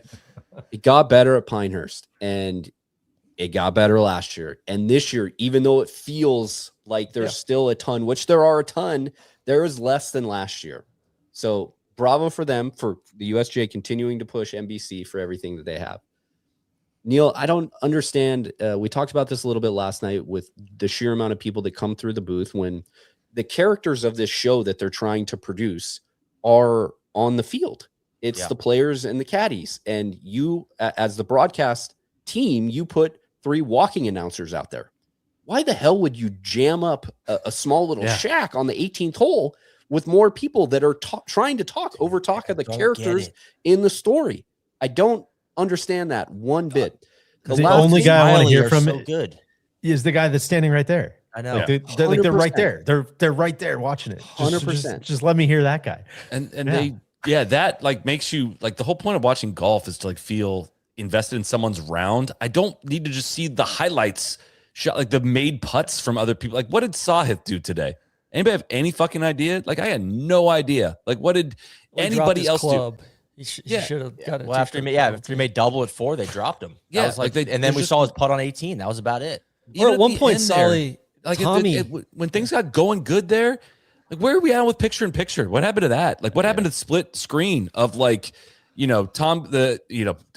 Burns putting while Wyndham's 100%. Doing whatever? Like, take me there. Like, take me there as to what's going on and feel like the energy of the moment versus just like you sequencing it out for me just feels so antiquated. That's the word I'd come back to is, man, just not feel representative of how the sports world is moving.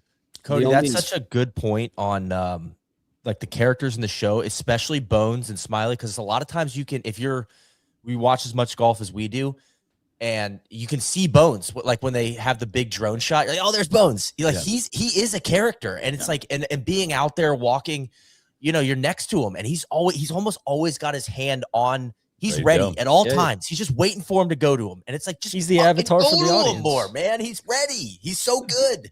Give him the fucking mic.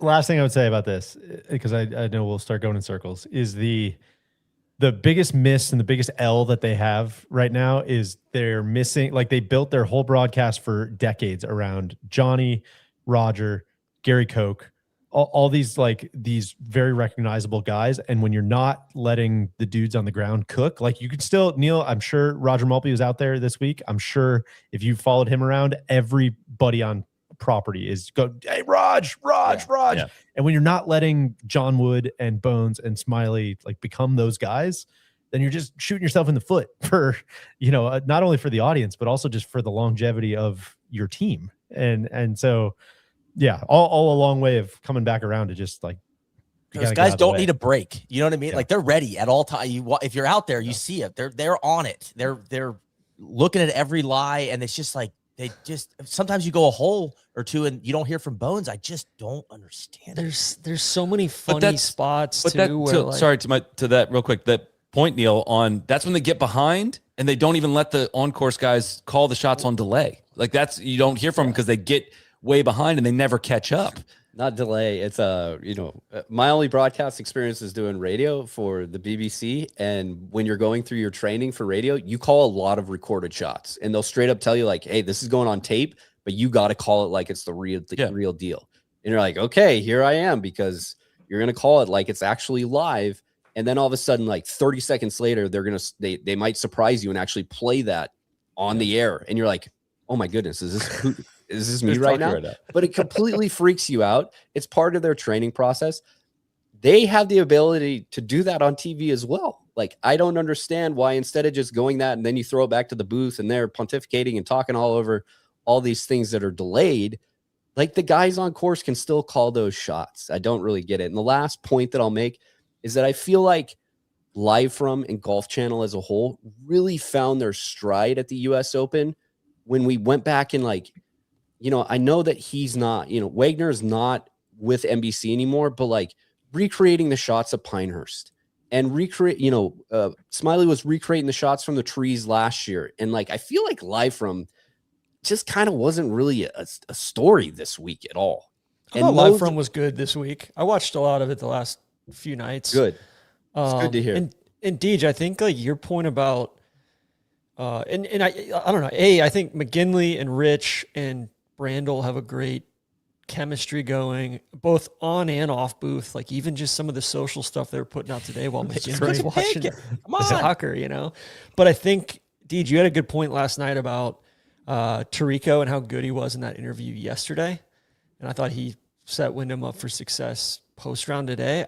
I want more Tarico, I think, just generally. And I think Hicks really needs a running mate. And I think Tarico can just dig it out of the dirt and almost be that guy. Like, all right, if you don't have a running mate or if Kisner's not going to be the guy, then like just put Tarico in the booth and let him run the show and just toss it back and forth and have 5 on-course commentators out there and just toss it back and forth to them and have him be the conductor. Because even I think like Solly, they get behind and then it almost feels like Tommy Roy doesn't know how to get out of it, because like there was a spot today where Tommy had missed his par putt on 7 and you could see Xander getting ready to hit his. They came back to Xander like 20 minutes later. And by that point, Tommy was already like on 8 green, and they had just showed Tommy almost having the exact same putt as Xander. And there's just no, I don't know, there's just no flow to it. And it's like we're not TV producers. I talk to a lot of TV producers, or people in this industry who work for other entities, not in golf, whatever. And like, all of them are pretty critical of NBC. And so I think it's pretty funny that Kisner, of all people, got up after the Masters and said the shit that he said. And man, like if you were going to take that same tack to NBC, and if let's say Trevor or, like, I don't know, Nance or somebody like that were to get up and do the same thing, like they could have a fucking field day with NBC. Yeah. What do you think? Move on. Yeah, I think that's probably. Hey, cathartic though, gentlemen. Good stuff. That's right. Well, it's coming back to the Open. The catharsis of golf. What do you think of that Open sacrilegious, commercial? Right? Going to these cathedrals and defiling these places. How about the tea time commercial, TC? I know you like that.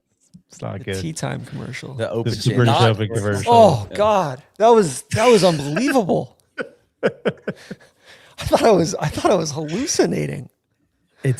Yeah, I don't know. It's tough. God, I feel so fucking old and lame, but I'm like, we're taking like the decorum and the like civility of the Open and we're just farting on it as people are just yelling, get in the bunker at Wyndham. I'm like, maybe these things are related just a little bit. I don't know, guys. And then we're getting the nights like these commercial straight down the middle.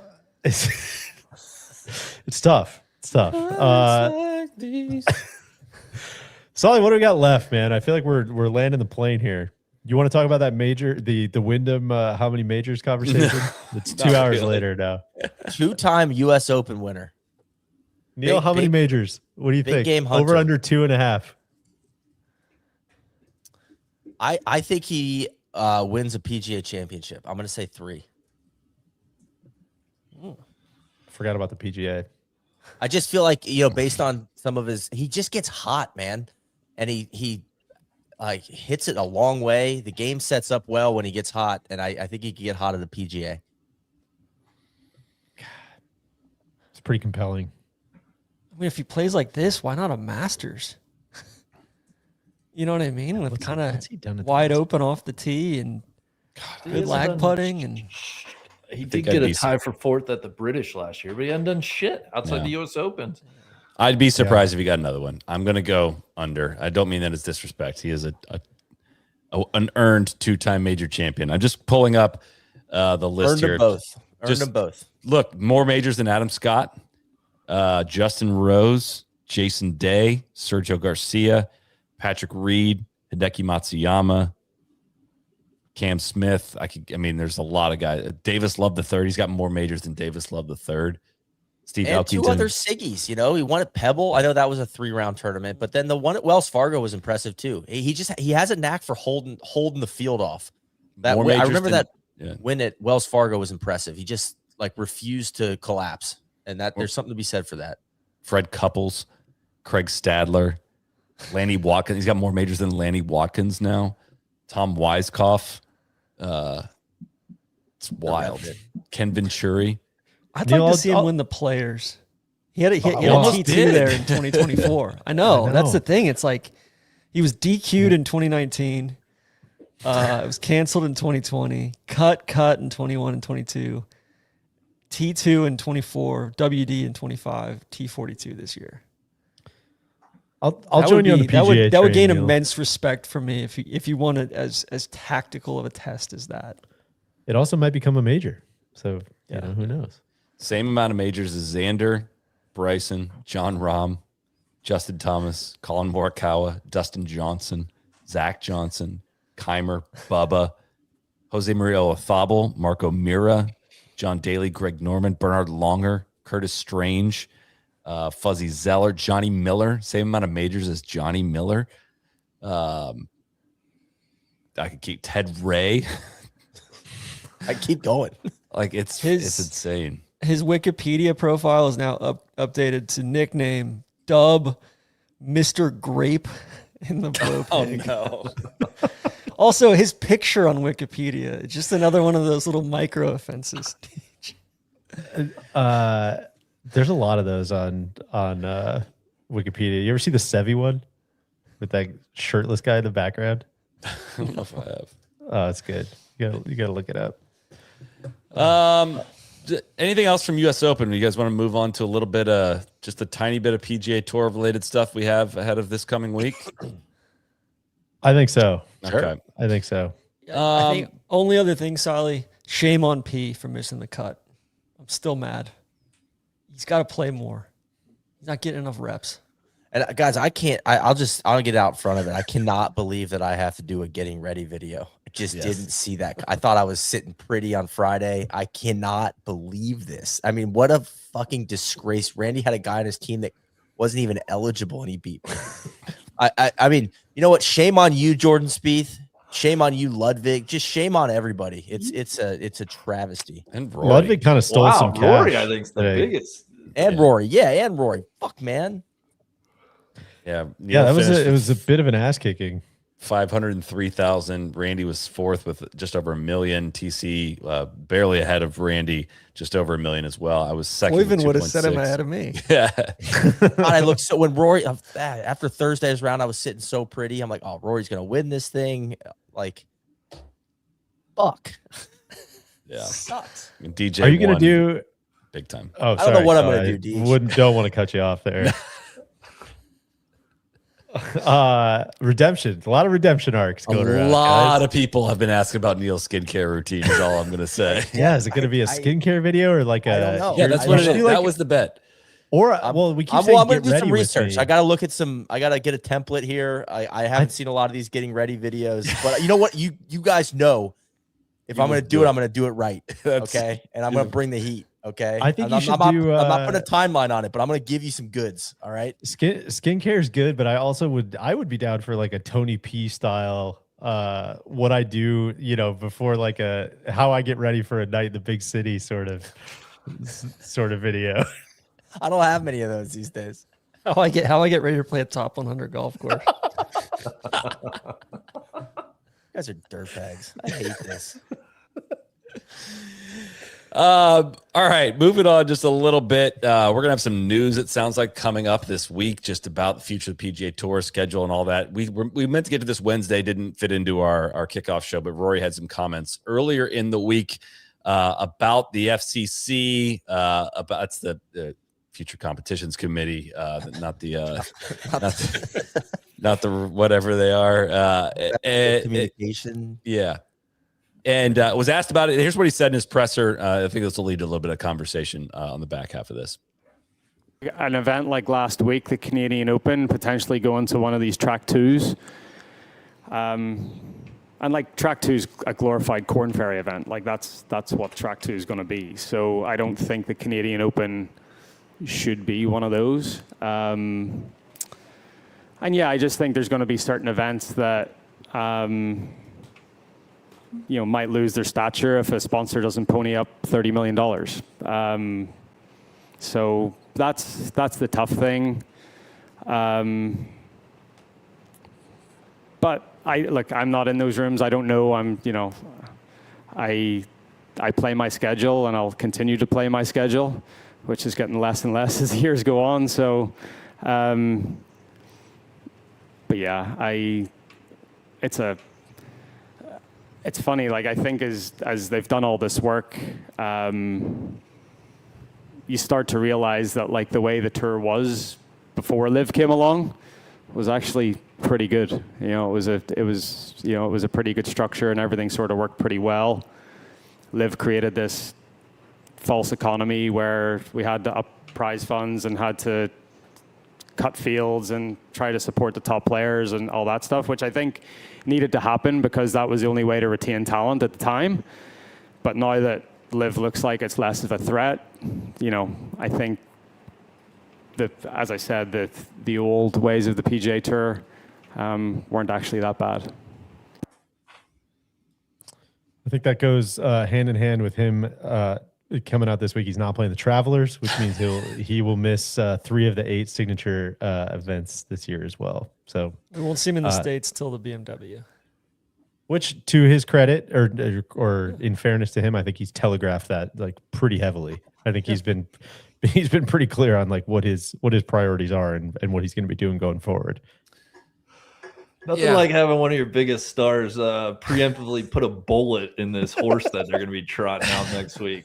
And that you're going to sell your TV rights against. And also one of the guys that helped ostensibly do this. Yeah. The ideas that they're seemingly pitching to the membership. It just makes me wonder like who he's been hanging out with lately. That it seems like he kind of vacillates in the wind a little bit. I think the other thing is like a $4, $5, $6 million event on track 2. Like that's far larger than a Corn Ferry Tour purse by 400, 500%. It's far larger than a lot of the DP World Tour events as well. And if anything, like maybe that's just kind of a right sizing of like Rory, there already has been a track 1 and a track 2 for a long time. And I don't know, I think with Canada, like maybe that's a special case, but also like, I think Rory took an appearance fee to go up there last year and like totally mailed it in the second round. And like maybe if Canada wants to be a track 1 event, then like A, they should go to a better golf course, or B, like figure out a place in the fall to really stage all these national opens and tie them into something globally.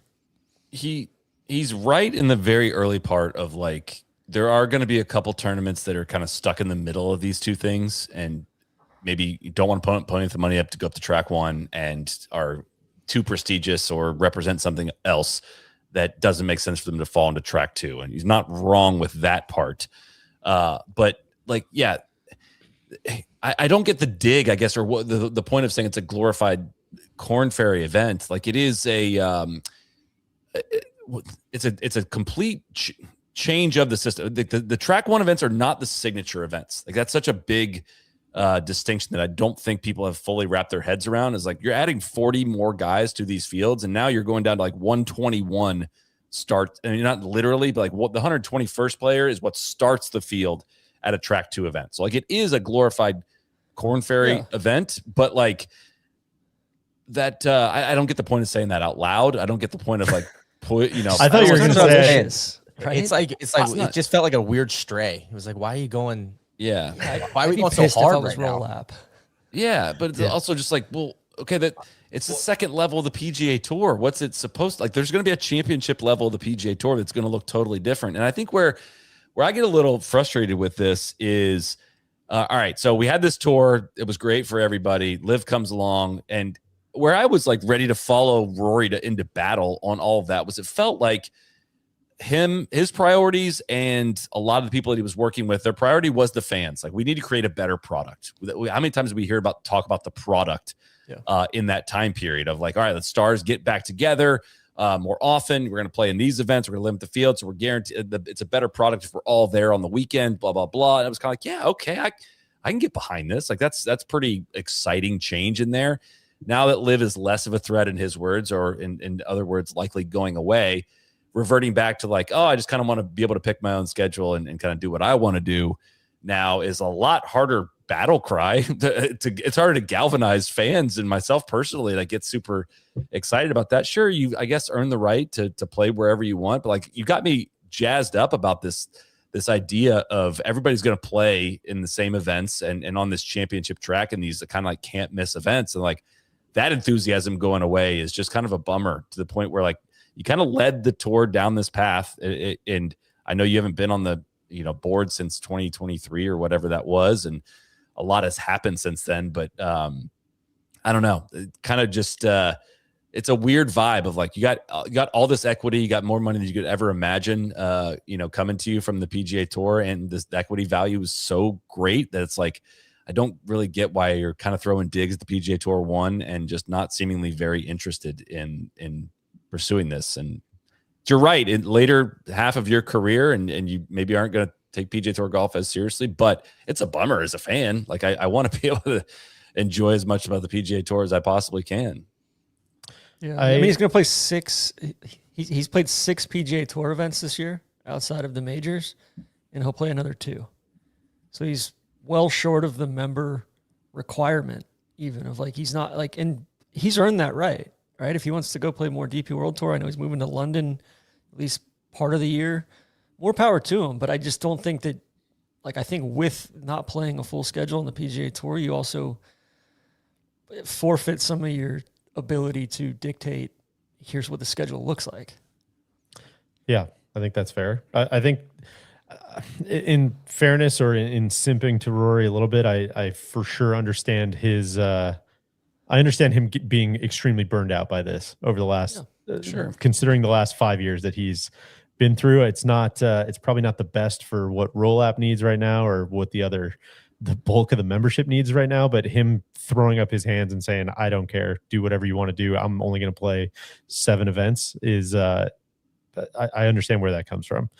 Yeah, I don't begrudge him for that part of it at all. It also just kind of lays in pretty sharp relief to what we were saying about the USGA. And like, man, it seems like this all started from the point of like, let's identify who the best golfer is and what's the mechanism to just host golf tournaments. And now it just coming off another major and diving right back into that stuff. It's just like, reminds you how unfun a lot of the week-to-week business of pro golf stuff has gotten, and how out of scale some of the, like, are we trying to crown the best champion, or are we trying to really like create equity value for the stakeholders in between the ropes? Is like, it's just a much less fun conversation than even the Wyndham Clark stuff. And what did we have on, what happened this week at the US Open in between the ropes? Let's talk about Wyndham Clark's driver. That sounds a lot more fun than this stuff.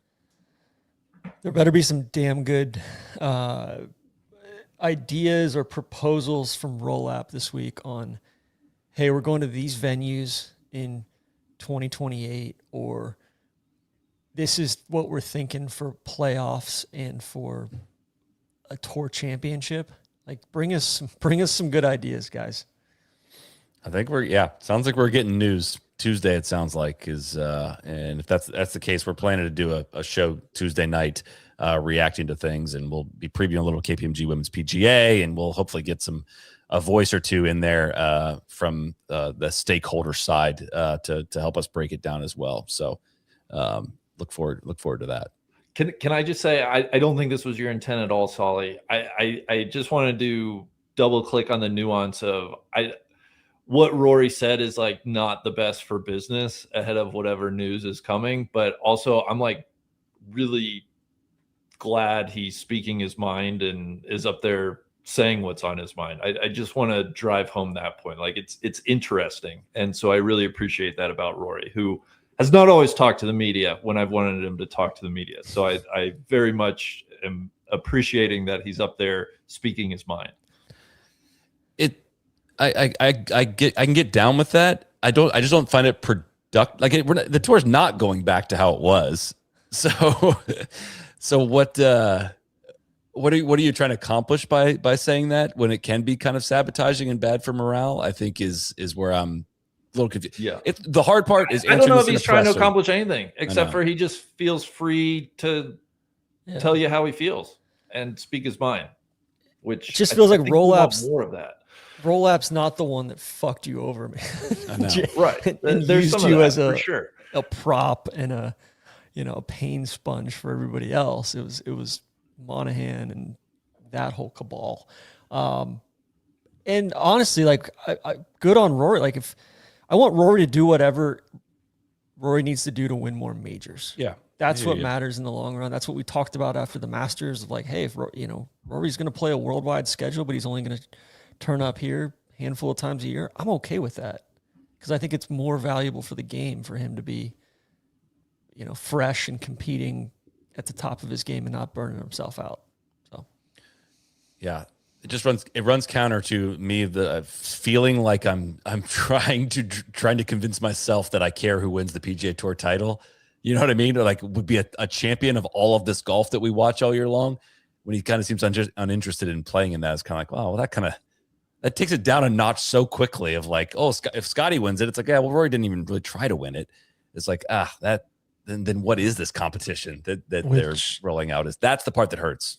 Man, which I think just goes back to like the beginning of the whole live conversation is the separation of the schedule like this and making days like today ultimately like more important, and Sundays, that are non-track 1 or lower track 1 or track 1.2b or whatever, just like are gonna start to feel pretty fucking arbitrary if they're not careful and if they screw it up. Yeah. And that's where I think there's again probably some of Rory's frustration is like, oh man, they did have a pretty good thing going, but it's a bit like the setup this week. I understand how we got into this situation. I just I don't have to like everything about it, but it all made sense along the way, and then you get to the point like this where it's like, it would actually be nice to go back to just the Farmers Insurance Open. And it's like, well, they left. You don't have them anymore. I don't know what to tell you. So that times 35 tournaments is it's just kind of picking up all the pieces now. Also, one random bit of info, rollback related. I've heard from a few people that kind of part of the genesis of the rollback announcement this week was like Scottie going absolutely ape shit on Juan and the USGA a few weeks ago when they kind of presented everything. So interesting, interesting context for today. Yeah.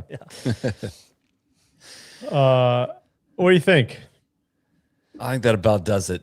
That about does it for me. I feel like I've expended a lot of energy here this week, and open up some grape. Call it a week. I feel like these weeks are tough. Not being like, it's like it would be really tough to be on site for this one. Like Neil, you can speak to that. It's not the easiest place to go cover a golf tournament and get out to, and it's hard to get to. There's very frustrated. There's a lot I don't jive with out in that part of Long Island, but once you're on site, it's a pleasant place to be. It was I had a good 2 days out at Shinnecock. I enjoyed my time on site. But I feel like covering it from home, it's like, all right, I'm locked in. I'm watching golf 10, 12 hours a day. It's almost like method acting. Like I feel like I'm more at Shinnecock than I am physically here. Like, then I walk in the other room, like my kids are there and they're like, why are you in a bad mood? I was like, well, because this guy I don't like is playing really well. Leave it at the office, TC. Yeah. Versus if I was up at Shinnecock, it would be very, distinct work. You know, the work-life balance gets very muddied on a week like this. Yeah. So, all right, I'm going to move us to wrapping. I think that was the sign here. Thank you guys for spending your Sunday evening with us. If you don't mind, please subscribe to the No Laying Up Podcast YouTube channel if you're watching this live or wherever you get your podcasts. We do, if you're new to the show for whatever reason, we do a lot of content around a lot of these majors. And are you running another winner? We have another winner coming here from Cody for a gift card to the No Laying Up Pro Shop. Thank you to all 5,000 of you sticking around watching this live. BZigs7, email Cody at nolayingup.com to claim your prize. Happy Father's Day to all the fathers out there. And thank you to our friends, of course, at Titleist, High Noon, Travelers, and Yeti. Anything I'm forgetting, guys? Not a Tommy thing. this week. You're going down, Keegan. Go, Tommy. Get your revenge on Keegan. Neil, we'll look forward to the Getting Ready With Me video as soon as you can get to that. Thank you very much. And thank you, everyone, for tuning in. We will see you back here. We will have a live show. We have the KPMG Women's PGA coming up this week, as well as the Travelers. We will have a live show on Sunday night to recap both of those. And on our Tuesday episode, we'll be talking KPMG Women's PGA there, as well as Nelly goes for 3 major championships in a row this week at Hazeltine. So tune in then, and we'll see you then. Thank you, everyone, for watching, and everyone have a great night. Cheers. Cheers.